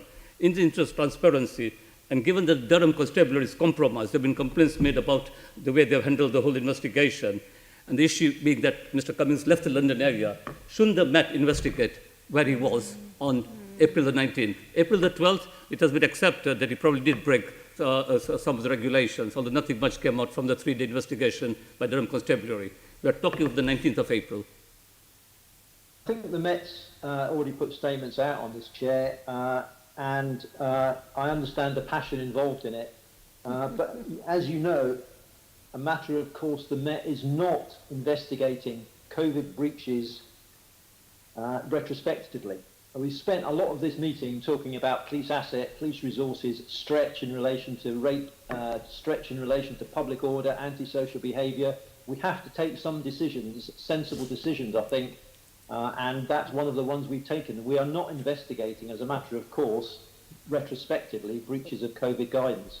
I'm not going to labour this point, but just to say that, people out on the streets, they'll say, well, is it one law for some people? And as I say, people across the political spectrum have broken restrictions. The minister in Wales, the Labour MP down in Canterbury, although to be fair, she resigned from a position of high-profile footballers. But if people in position do not set some standards, then clearly the public out there will say, well, why should we then be subjected to the same restrictions? I've been asked to speak at a political protest on Saturday. I'm checking out all the rules, whether I can go or not, in Tower Hamlets. Anyway, I won't labour the point. We've got important equally important questions coming up.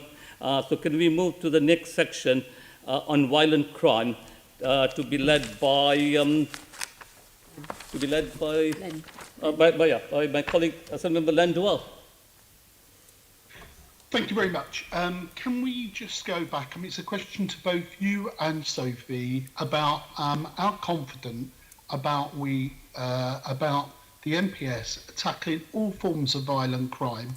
We talk about setting some benchmarks of, keeping it below pre-lockdown levels, but, quite frankly, it's just how do we keep driving down violent crime per se? It doesn't matter what level it is, how low it is, we want to eradicate it from our communities. I know that's a bit of a, it's never going to happen completely, but what are we? How confident are you about the tactics we're deploying now and in the near future, considering we're in a second wave, of driving down all forms of violent crime? It's a broad question, but I am confident that the Met is 100% focused on this. Crest has made it very clear from day one of her commissionership that the number one priority was to reduce violence across London, and the Met is behind that focus 100%. So if you look at Met Direction, our strategy, and you look at the performance framework we have, it is very heavily focused on dealing with violent crime in lots of different ways, through enforcement, through partnership working, through trying to get people out of lives of violence and divert them into other areas, to improving our prosecutions process, as we've heard with the CPS. We are putting more and more resources into dealing with violence. So you just need to look at the fact that on top of the Violent Crime Task Force, we've established the violence suppression units that do a very different job, but still focused on violent crime on a local basis. We put over 600 officers into that. So we're using the government and the mayor's uplift of new officers to release experienced officers and put them into the violence suppression units to work at a local level to deal with violence. We deal with violence in a lot of different ways. I'm keen that we understand as much as we possibly can the links between drugs and violence, all types of drugs. That would include cannabis and violence. I was meeting a murder investigation team just last week in Lewisham who detected a homicide of a completely innocent individual who was targeted. I'm not going into any detail on it because it's to go to court, but there are clear links in a lot of violent crime to drugs distribution of all sorts across London. So we're looking at those issues. Our record on dealing with counter-terrorism and Neil Basu's efforts leading on that. Domestic abuse remains a focus for us. we are looking at all aspects of violence, trying to drive it down. Firearms, gun-enabled crime, shooting. I mean, our record is solid, I think. There's much more to do.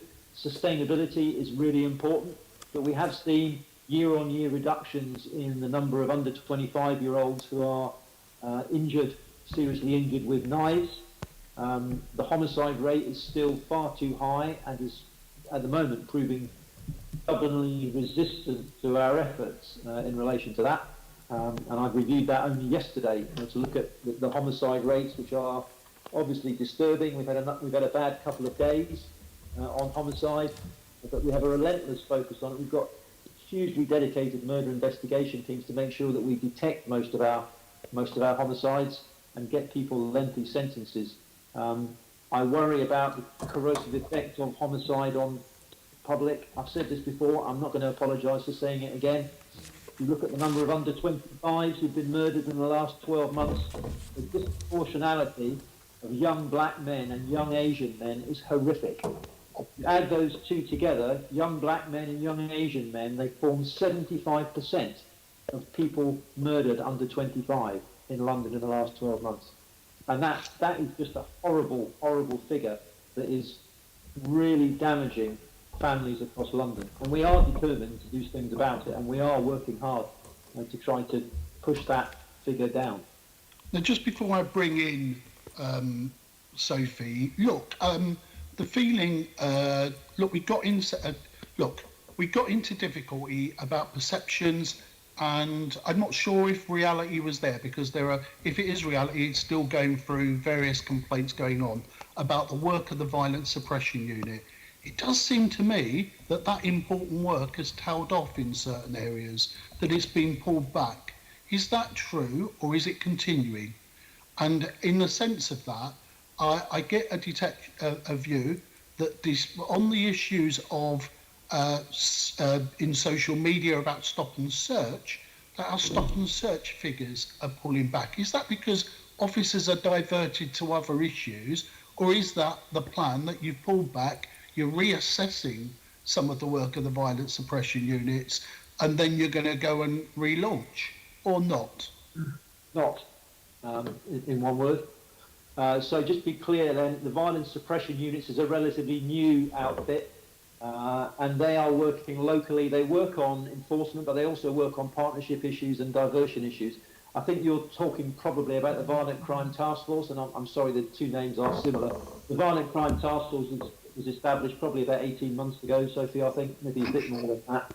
And I think that's probably what you're referring to. So they, together with the Territorial Support Group, are the ones that do the targeted approach to areas that have suffered violence or are suffering violence.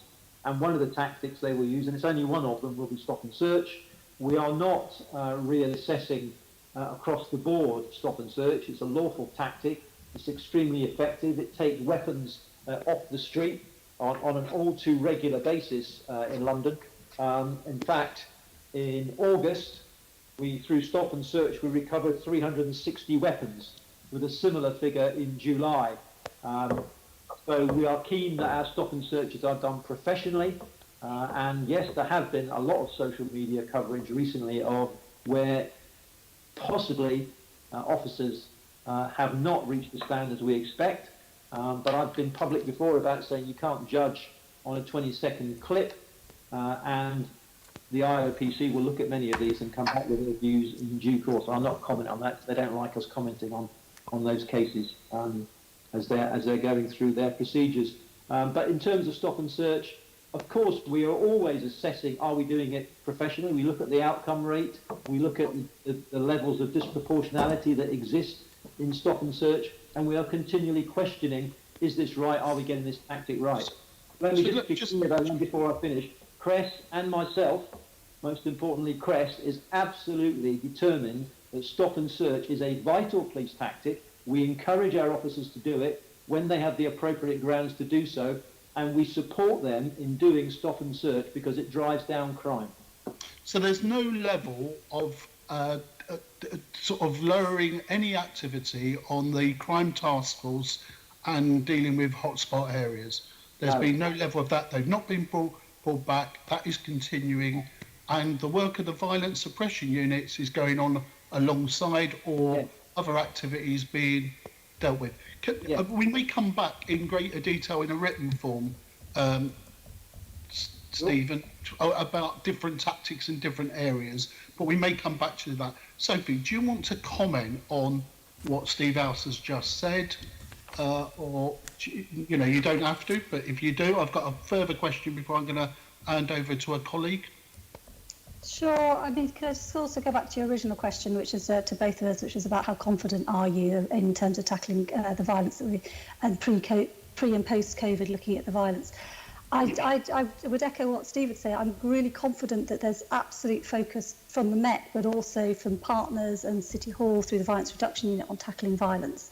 But it would feel really complacent to sit here after the week we've just had with the number of murders that we've just had to say, yes, I'm absolutely confident that it's going to be a huge success.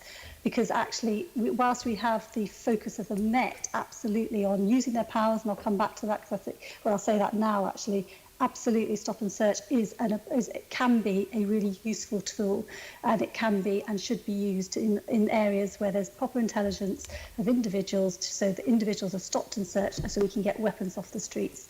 And that is an important message, that stop and search is a useful tool if it's done intelligence led and it's done appropriately and it's done in a professional manner. And we can't, you know, it's got to be really clear that that is the case.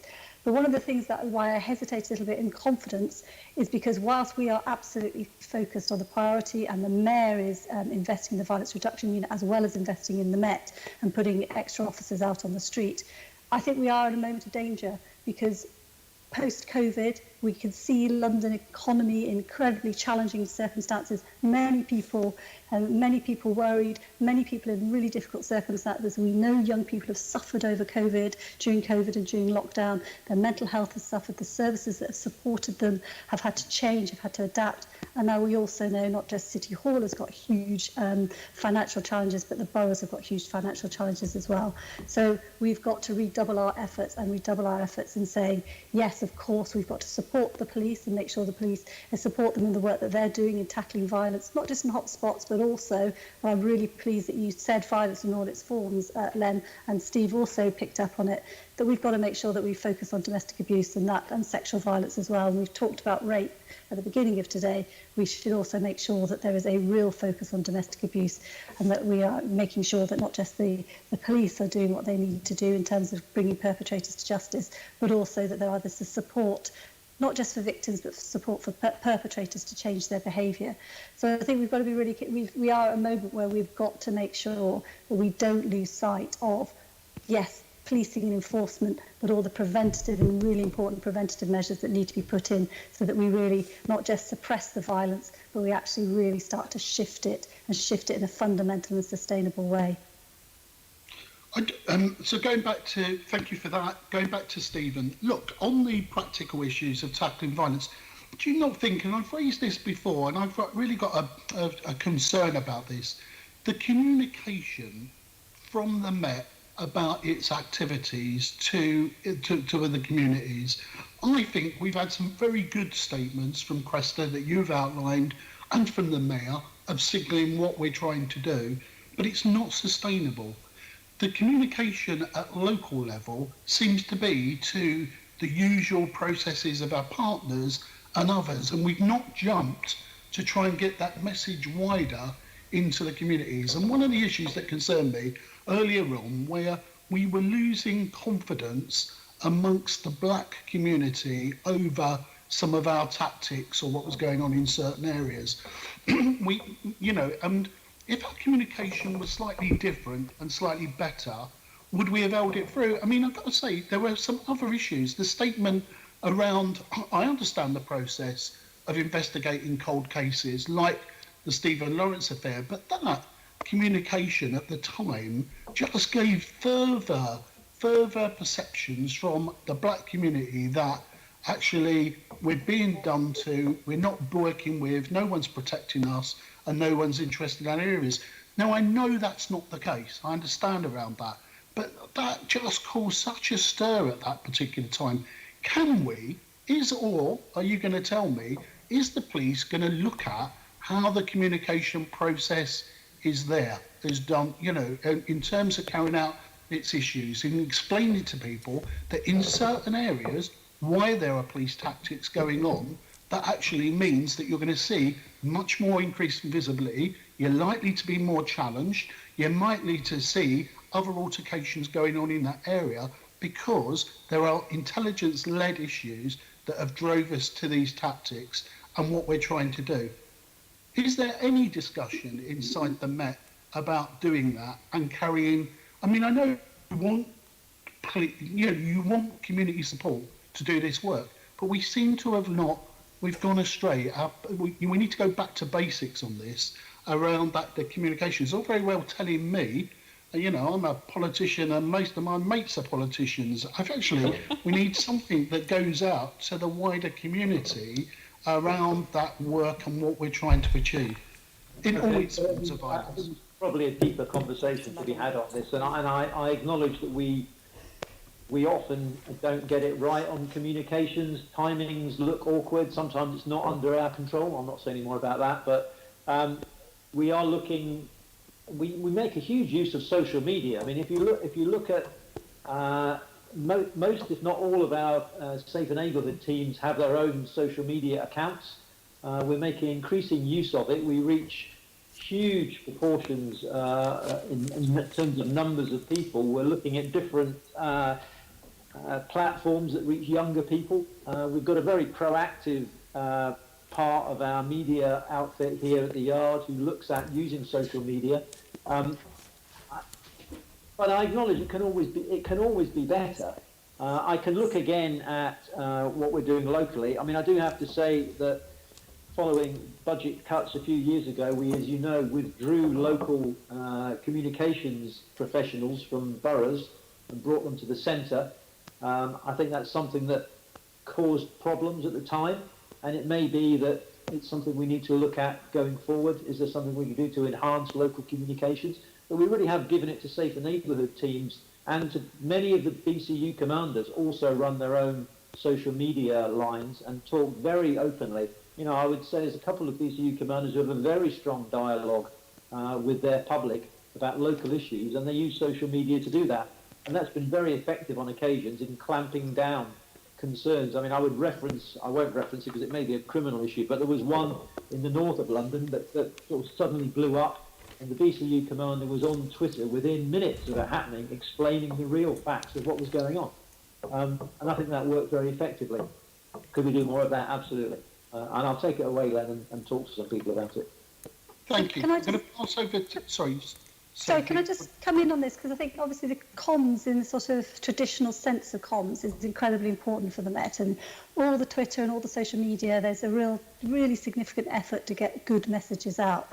But that's just not, and I know Steve's not saying this at all, but he's just focusing on that particular bit. That in and of itself will not be enough in relation to getting bringing communities with the Met and with us in terms of tackling violence. And we know that there's been a lot of tensions in the black community, and it's one of the reasons that the Mayor has asked myself and Debbie Weeks-Bernard, Deputy Mayor for Social Cohesion, to work on this action plan. But action plan on increasing trust and confidence. And a major part of that, yes, of course, will be communications, but it's about, I suppose, use the phrase engagement, but it's also about neighbourhood officers, dedicated ward officers, safer schools officers, youth engagement officers, all going out there and engaging and talking to the community. Because social media can only get you so far. You actually have to have that face-to-face, and I know you can't talk to all Londoners, but the Met has a significant number of officers that are now out there talking to communities and engaging with communities, and we can't get away from the fact that we need to make sure that we develop that and make sure that we use that, because it's that engagement and that understanding through young people and officers that's going to make a huge difference here. And I've seen it with Safer Schools officers, I've seen it with TSG going into schools, working with young people talking to them about why they stop and search people, what's going to happen if you run away from a police officer. And it's that type of, and that's a whole class that they've engaged with. It's that type of work which is really going to be crucial in making sure that we can work with communities, and communities are, those communities where there are particular issues, can develop that trust in the Metropolitan Police. Thank you. I'm going to pass over to Assembly Member Sean Berry.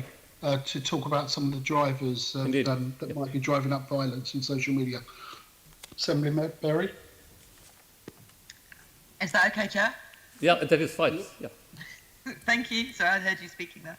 So I wanted to ask about the activities of the Met in relation to content on social media. And I've asked questions about the number of requests for the removal of drill music videos as part of written questions. And what we see there is the number of requests coming from the Met has gone up each year that it's been being done. So in 2016 there were 26 referrals, and in 2019, the last full year, we've got 110. And there's a very, very high success rate when the police ask for this. About 9 out of 10 of these videos are being removed. So my question is, you're taking quite a hard line now against violent language and imagery on social media. Can you tell us more about that, and is this going to continue increasing?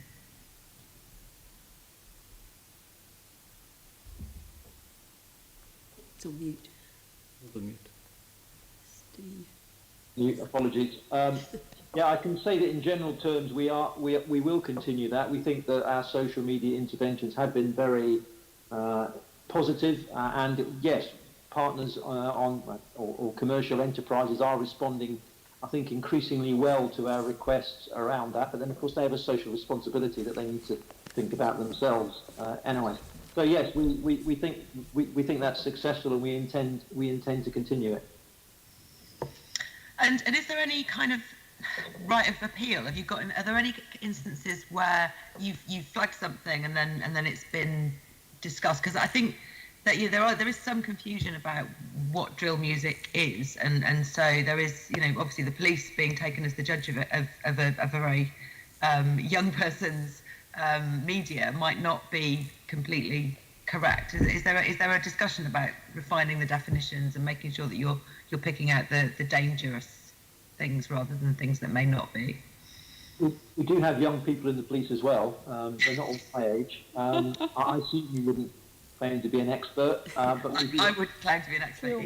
We do have people who are very well versed in this area. I don't think we're making unreasonable requests to bring things down. I don't know the answer if there is an appeal process. I can find out and let you know. I don't know the answer to that. I would like to know that. That would be great. Now, in terms of the police's own social media content, you will know that for some time I've been raising the alarm and being worried about the use of images of recovered weapons, particularly knives, by social media from the Met. And there's questions about this, but also questions about how many social media channels there are. And it turns out there's over 1,000 social media channels being operated by Met teams, and a large number of those are these small ward teams. And when I look at social media and collate the knife images that I see, and I have to say I only see knife images on social media when they're posted by the police. When I go and collate this, I see an awful lot of them coming from these borough teams, as well as actually the Violent Crime Task Force account itself. Now, have you been at all, have you started to take on board the concerns that I and other people have about the posting of these images, which are quite scary, on social media? And are you issuing any guidance to these local teams now about whether not to post images of terrifying knives? So I'm not being dismissive. We have listened to what you've said and other colleagues have said, and we have discussed it. In fact, we discussed it at management board as to what was our stance on this. We don't believe that the research that we've seen is conclusive. In fact, we've seen research that shows actually it doesn't drive fear. We're not going to say to our teams, you can't publish this. I mean, the point I was going to say about being dismissive is you say they're scary images. Well, they're damn sight scarier if you actually find them on the street, or you're confronted with somebody with the knife. And the whole point of this social media, and I'm delighted that there are over 1,000, and I'm delighted that safe neighbourhood teams are using them. I think that's all great news. Thank you for telling us about it, because I should have known that. But the officers are, I think, saying this is why we do stop and search. And not only is it why we do stop and search, but actually we find things as well. And these are the sort of things we find. Now, I accept that some members of the public might look at that and go, well, that's really worrying. But then, you know, the violence picture and knife picture in London is a worrying picture. And I think people need to be educated to that so they understand that when the police do stop and search, they're not doing it for frivolity. They're doing it for a reason. Stop and search saves people's lives. It takes hundreds and thousands of weapons off the street every year. And that's why we do it. And we publicise that we do it because it also tells people if you carry a knife, you might well get stopped. If you're in a possession of a knife, you'll get arrested. So we're not going to stop doing it at the moment. Okay, well, I'm very disappointed by that, and I would like to see more consistency because either violent imagery is bad or it's not, and I think we ought to be more consistent in what the police themselves publish if we're removing videos on a routine basis that contain the same kind of imagery. Yeah, I don't think you can actually equate a picture of a zombie knife seized by a police patrol lawfully and taken off the street with some drill video glorifying the use of violence, guns, and women. I think the two are completely inappropriate comparisons. I think in imagery terms, they're not miles apart, and it's all increasing the fear and increasing the feeling that things are getting worse. And what I would like to see is pictures of police success of knife-free areas and police being friendly with people, and I think that's partly what Assemblymember Duval was getting at as well. Let's see more evidence of engagement. So I can tell you without fear of contradiction that the largest social media impact we've had in the last month has been where we seized at the operation that was referred to earlier in Orpington. We've discovered pet animals, pet dogs, who we have rescued and are starting to reunite with their owners. That's had to be so please don't suggest that we don't do nice. We do nice. Okay. Thank you. Assemblymember Duval, you going to come in? Len? Okay, just continuing along the themes, really. Look, county lines has been an important piece of your work, but they've been around for a long time. I can go back to early 2000. The government has put a drive on those, and not all our knife crime is down to county lines, but it's an important issue about drug-related issues that you said earlier on. Now, the Home Office has given, and I welcome this, £5 million to set up a county lines unit, but doesn't that beg the question, does that not cut across the work of the crime task force unit's work, and does it have to be separate around that work? Can you just explain a little bit about that? And I'm not for duplication, but in terms of ease and who's talking to who and communication and sharing information, should we not, I presume that the task force was dedicated to doing some of the county lines work in supporting people. Who was doing that in the MPS then?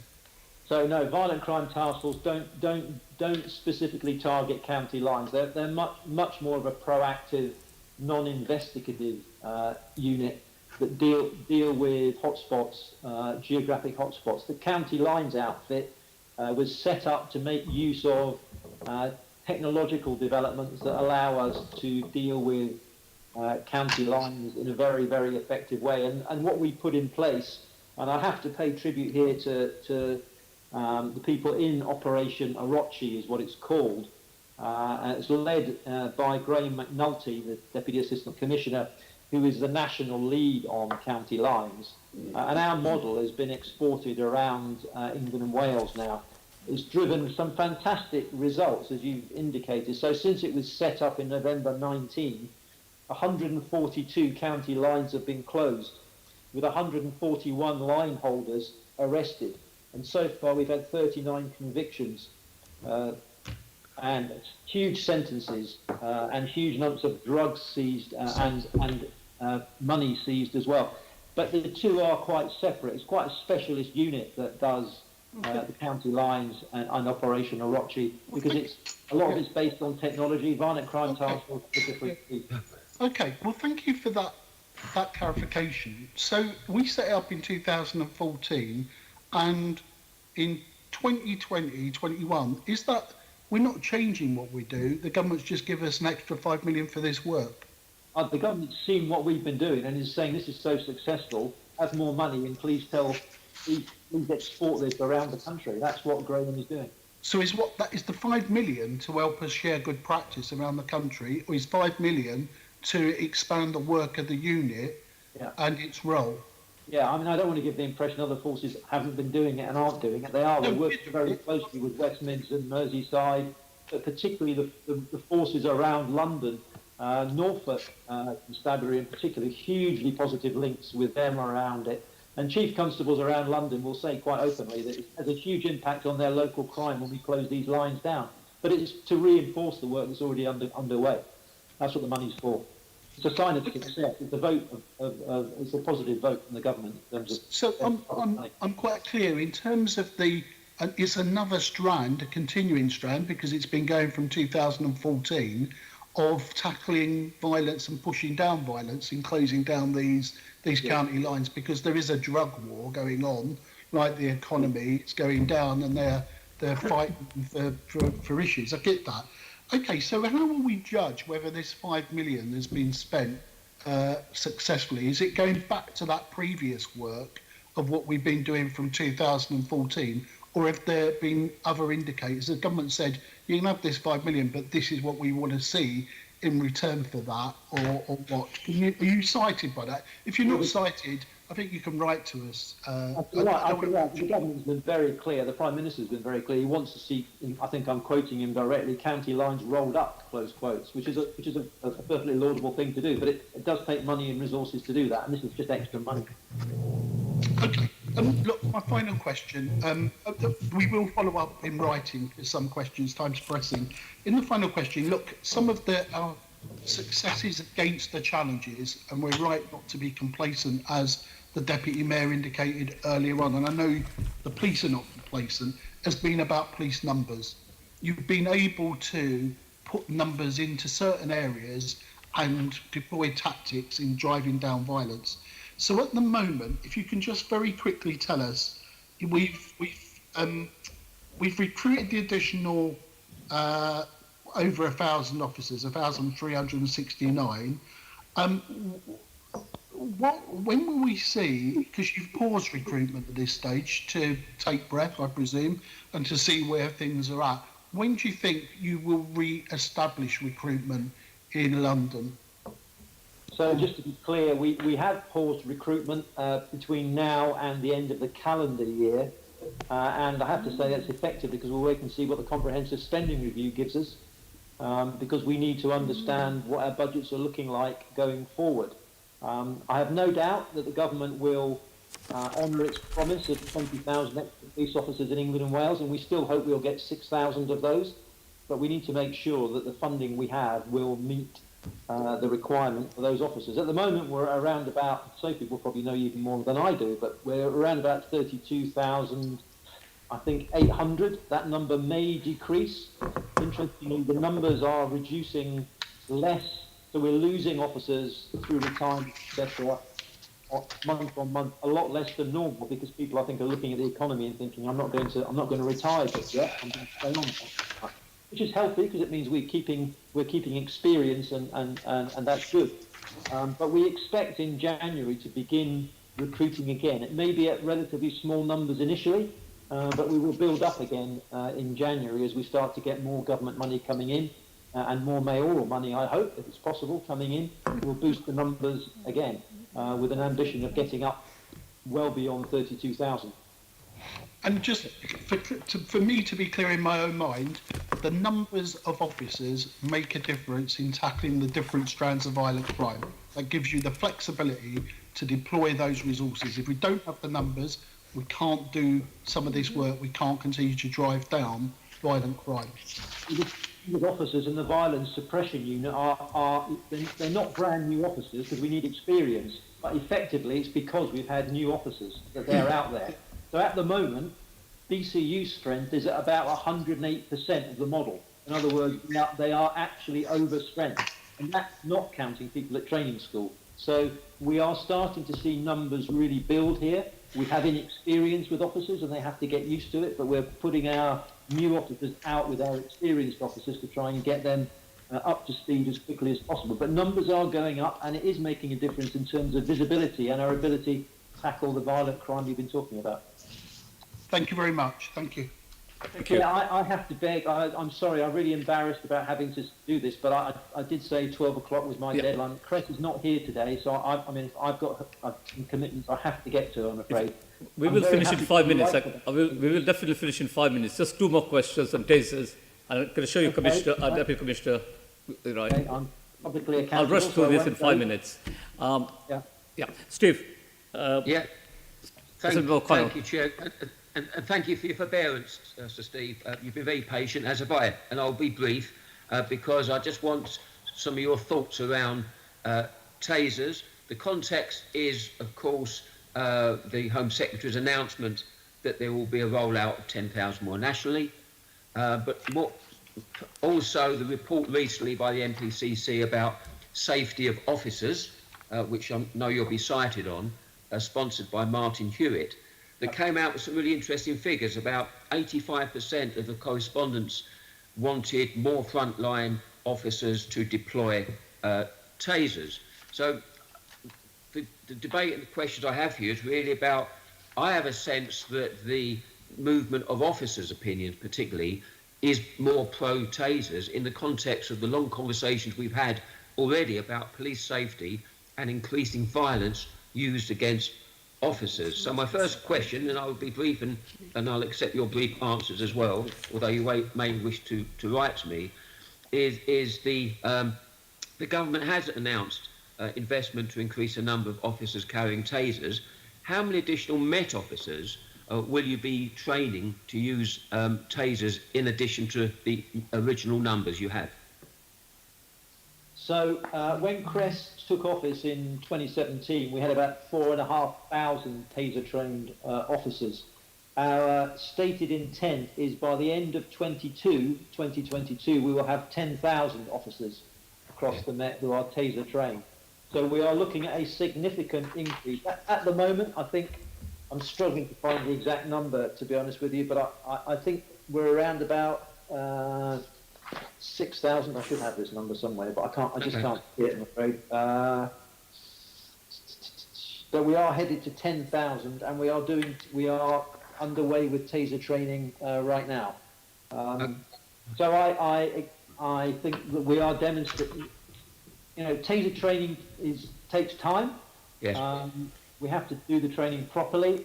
Tasers are not cheap; they're expensive pieces of equipment, and so are the refills as well. So we can't just press a button and go from 1,000 to 10. Thanks, Steve.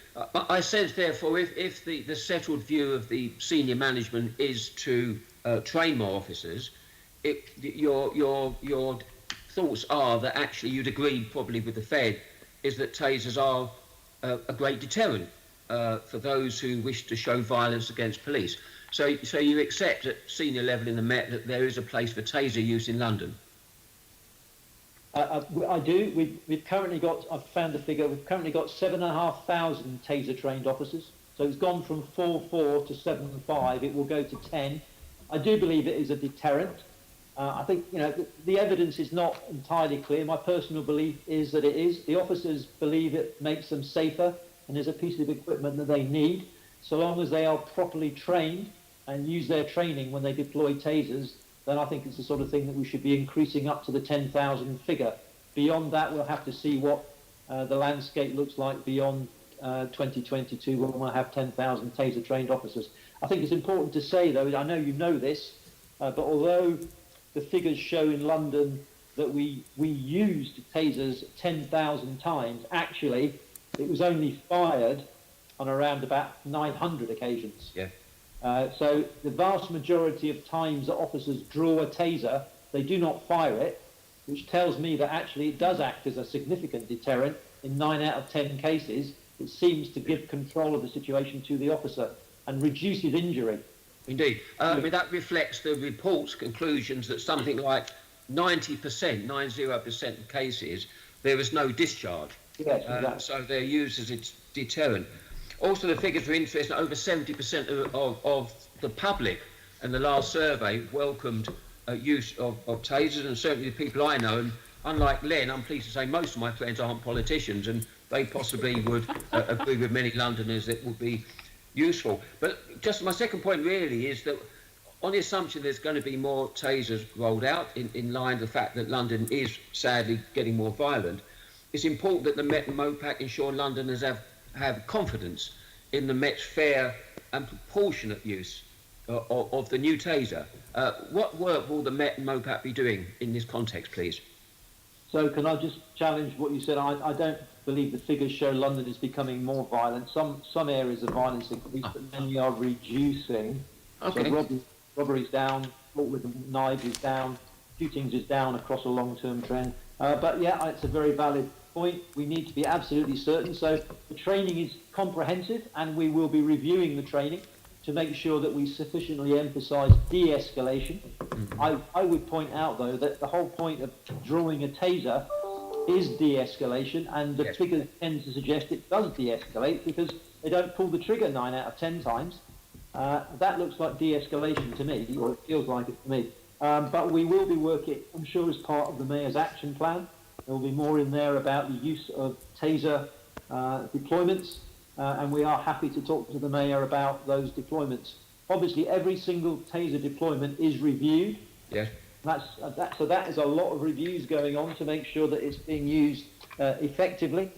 But we will happily take on board the sensible proposals around how we can continue what appears to be a high generic level of confidence in our use of tasers. But again, we know that populations in London differ in that view, and black population are less happy with police deployment of tasers. And we need to make sure that we're responsive to that concern and try to explain matters to all communities in London and get confidence and trust gaps narrowed significantly. Yeah, and I'm sure we'd all agree that's absolutely correct. My last point really is that the context is a national review of tasers, so I assume very much that the Met and yourself and others will be involved very much in that national review to make sure the rollout of this increased capacity, which I believe is welcomed and I believe is a good thing, is properly set under proper timescales. You'll be involved, I guess, Sir Steve, and the Met. Can I just say that Lucy Dorsey, one of our DACs, is the national lead for the Less Lethal Weapons Working Group. Aha. Interesting title, but basically tasers. She's the national lead for it, so we will be very well represented. That's good. In very good hands. Chair, thank you. Thank you, Steve. My colleague Sylvia Mahoney has got a couple of questions, but Deputy Commissioner, you'll be relieved to know that they're actually for the Deputy Mayor. So I know you've got to go. So can I thank you for your attendance? And we may send some questions to you in writing. But thank you again for coming before us today. Thank you. Thanks very much. Bye-bye. So, Sophie, we won't detain you for long. So, Janet, do you want to put your questions to the Deputy Mayor? Yes, Chair, and it does follow on.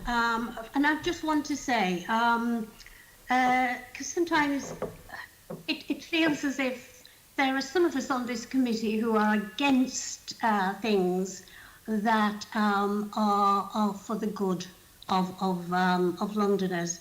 I remember the first paper on the taser use being introduced to the Metropolitan Police Authority, and in fact was on the Working Party. And the issue then, as now, is the use of tasers is about fairness versus unfairness, proportionate use versus disproportionate use, accountability, transparency. Because it's when you deal with those issues for taser use and everything else that you can then relate to populations who, and I do not apologise for their cynicism and for their level of untrust, and that's based on how they have experienced the service in so many ways. But the good news today, as I understand it, Deputy Mayor, is when it comes to transparency and the use of tasers, and I know you will agree with me that that's of utmost importance. Am I right to understand that something I raised with you in February you've now dealt with, and that community monitoring groups will be able to resume reviewing police officers' body-worn video footage, And will this be on all occasions, so that if there is taser use, if there's a serious or minor injury, so that those community monitoring groups will be able to say, we want to see this particular body-worn video. Am I right? So you're absolutely right that the issue of community monitoring groups being able to view body-worn videos for stop and search has been resolved.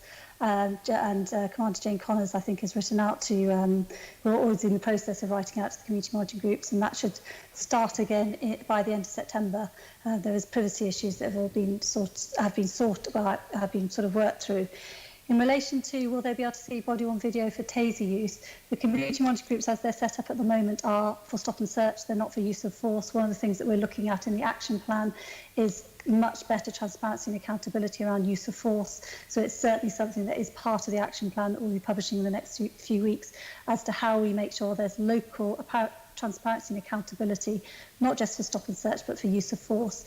And tasers, you won't be surprised, has been raised a lot during our consultations because of disproportionalities in stop and search, but it's absolutely in taser use, the disproportionality, not just for when a taser is drawn and someone's red dotted, as it's called, but also there's disproportionality in the amount of times it is then fired. So there are real concerns around that. But in relation to actually the body-worn video being looked at, that's something we're looking at as part of the action plan, not for stop and search, but for use of force and better local transparency around that, bringing those two things together. Yes, Deputy Mayor, I can't press on you how really serious this is. And any report that you come out with that doesn't actually deal with the use of force and access to the video image will absolutely will be unwelcomed, is all I can say. And I heard you say that the privacy issues have been dealt with. So are you saying that if you're an innocent passerby, you're going to be pixelated out of the images? Because that was one of the issues, wasn't it? That the video image captures more than the interaction between police and member of the public they're interested in, but the general public. How are images about the general public being dealt with now? So this is looking at body-worn video just for community monitoring groups in relation to stop and search. They're not being pixelated, but because they've worked through how those images can remain within just that group and remain private and not for a wider dissemination, that's not an issue. I can send you a note as to what has been worked through in terms of reaching this sort of, making sure that this is going to be able to be possible. But it's not around pixelating images because it's keeping it within a community monitoring group setting. It's not putting it out to wider public viewing. Yeah, no, I'm just thinking of an occasion if somebody stops the car driver, should they pick up the image of the passenger? Because the issue, it depends.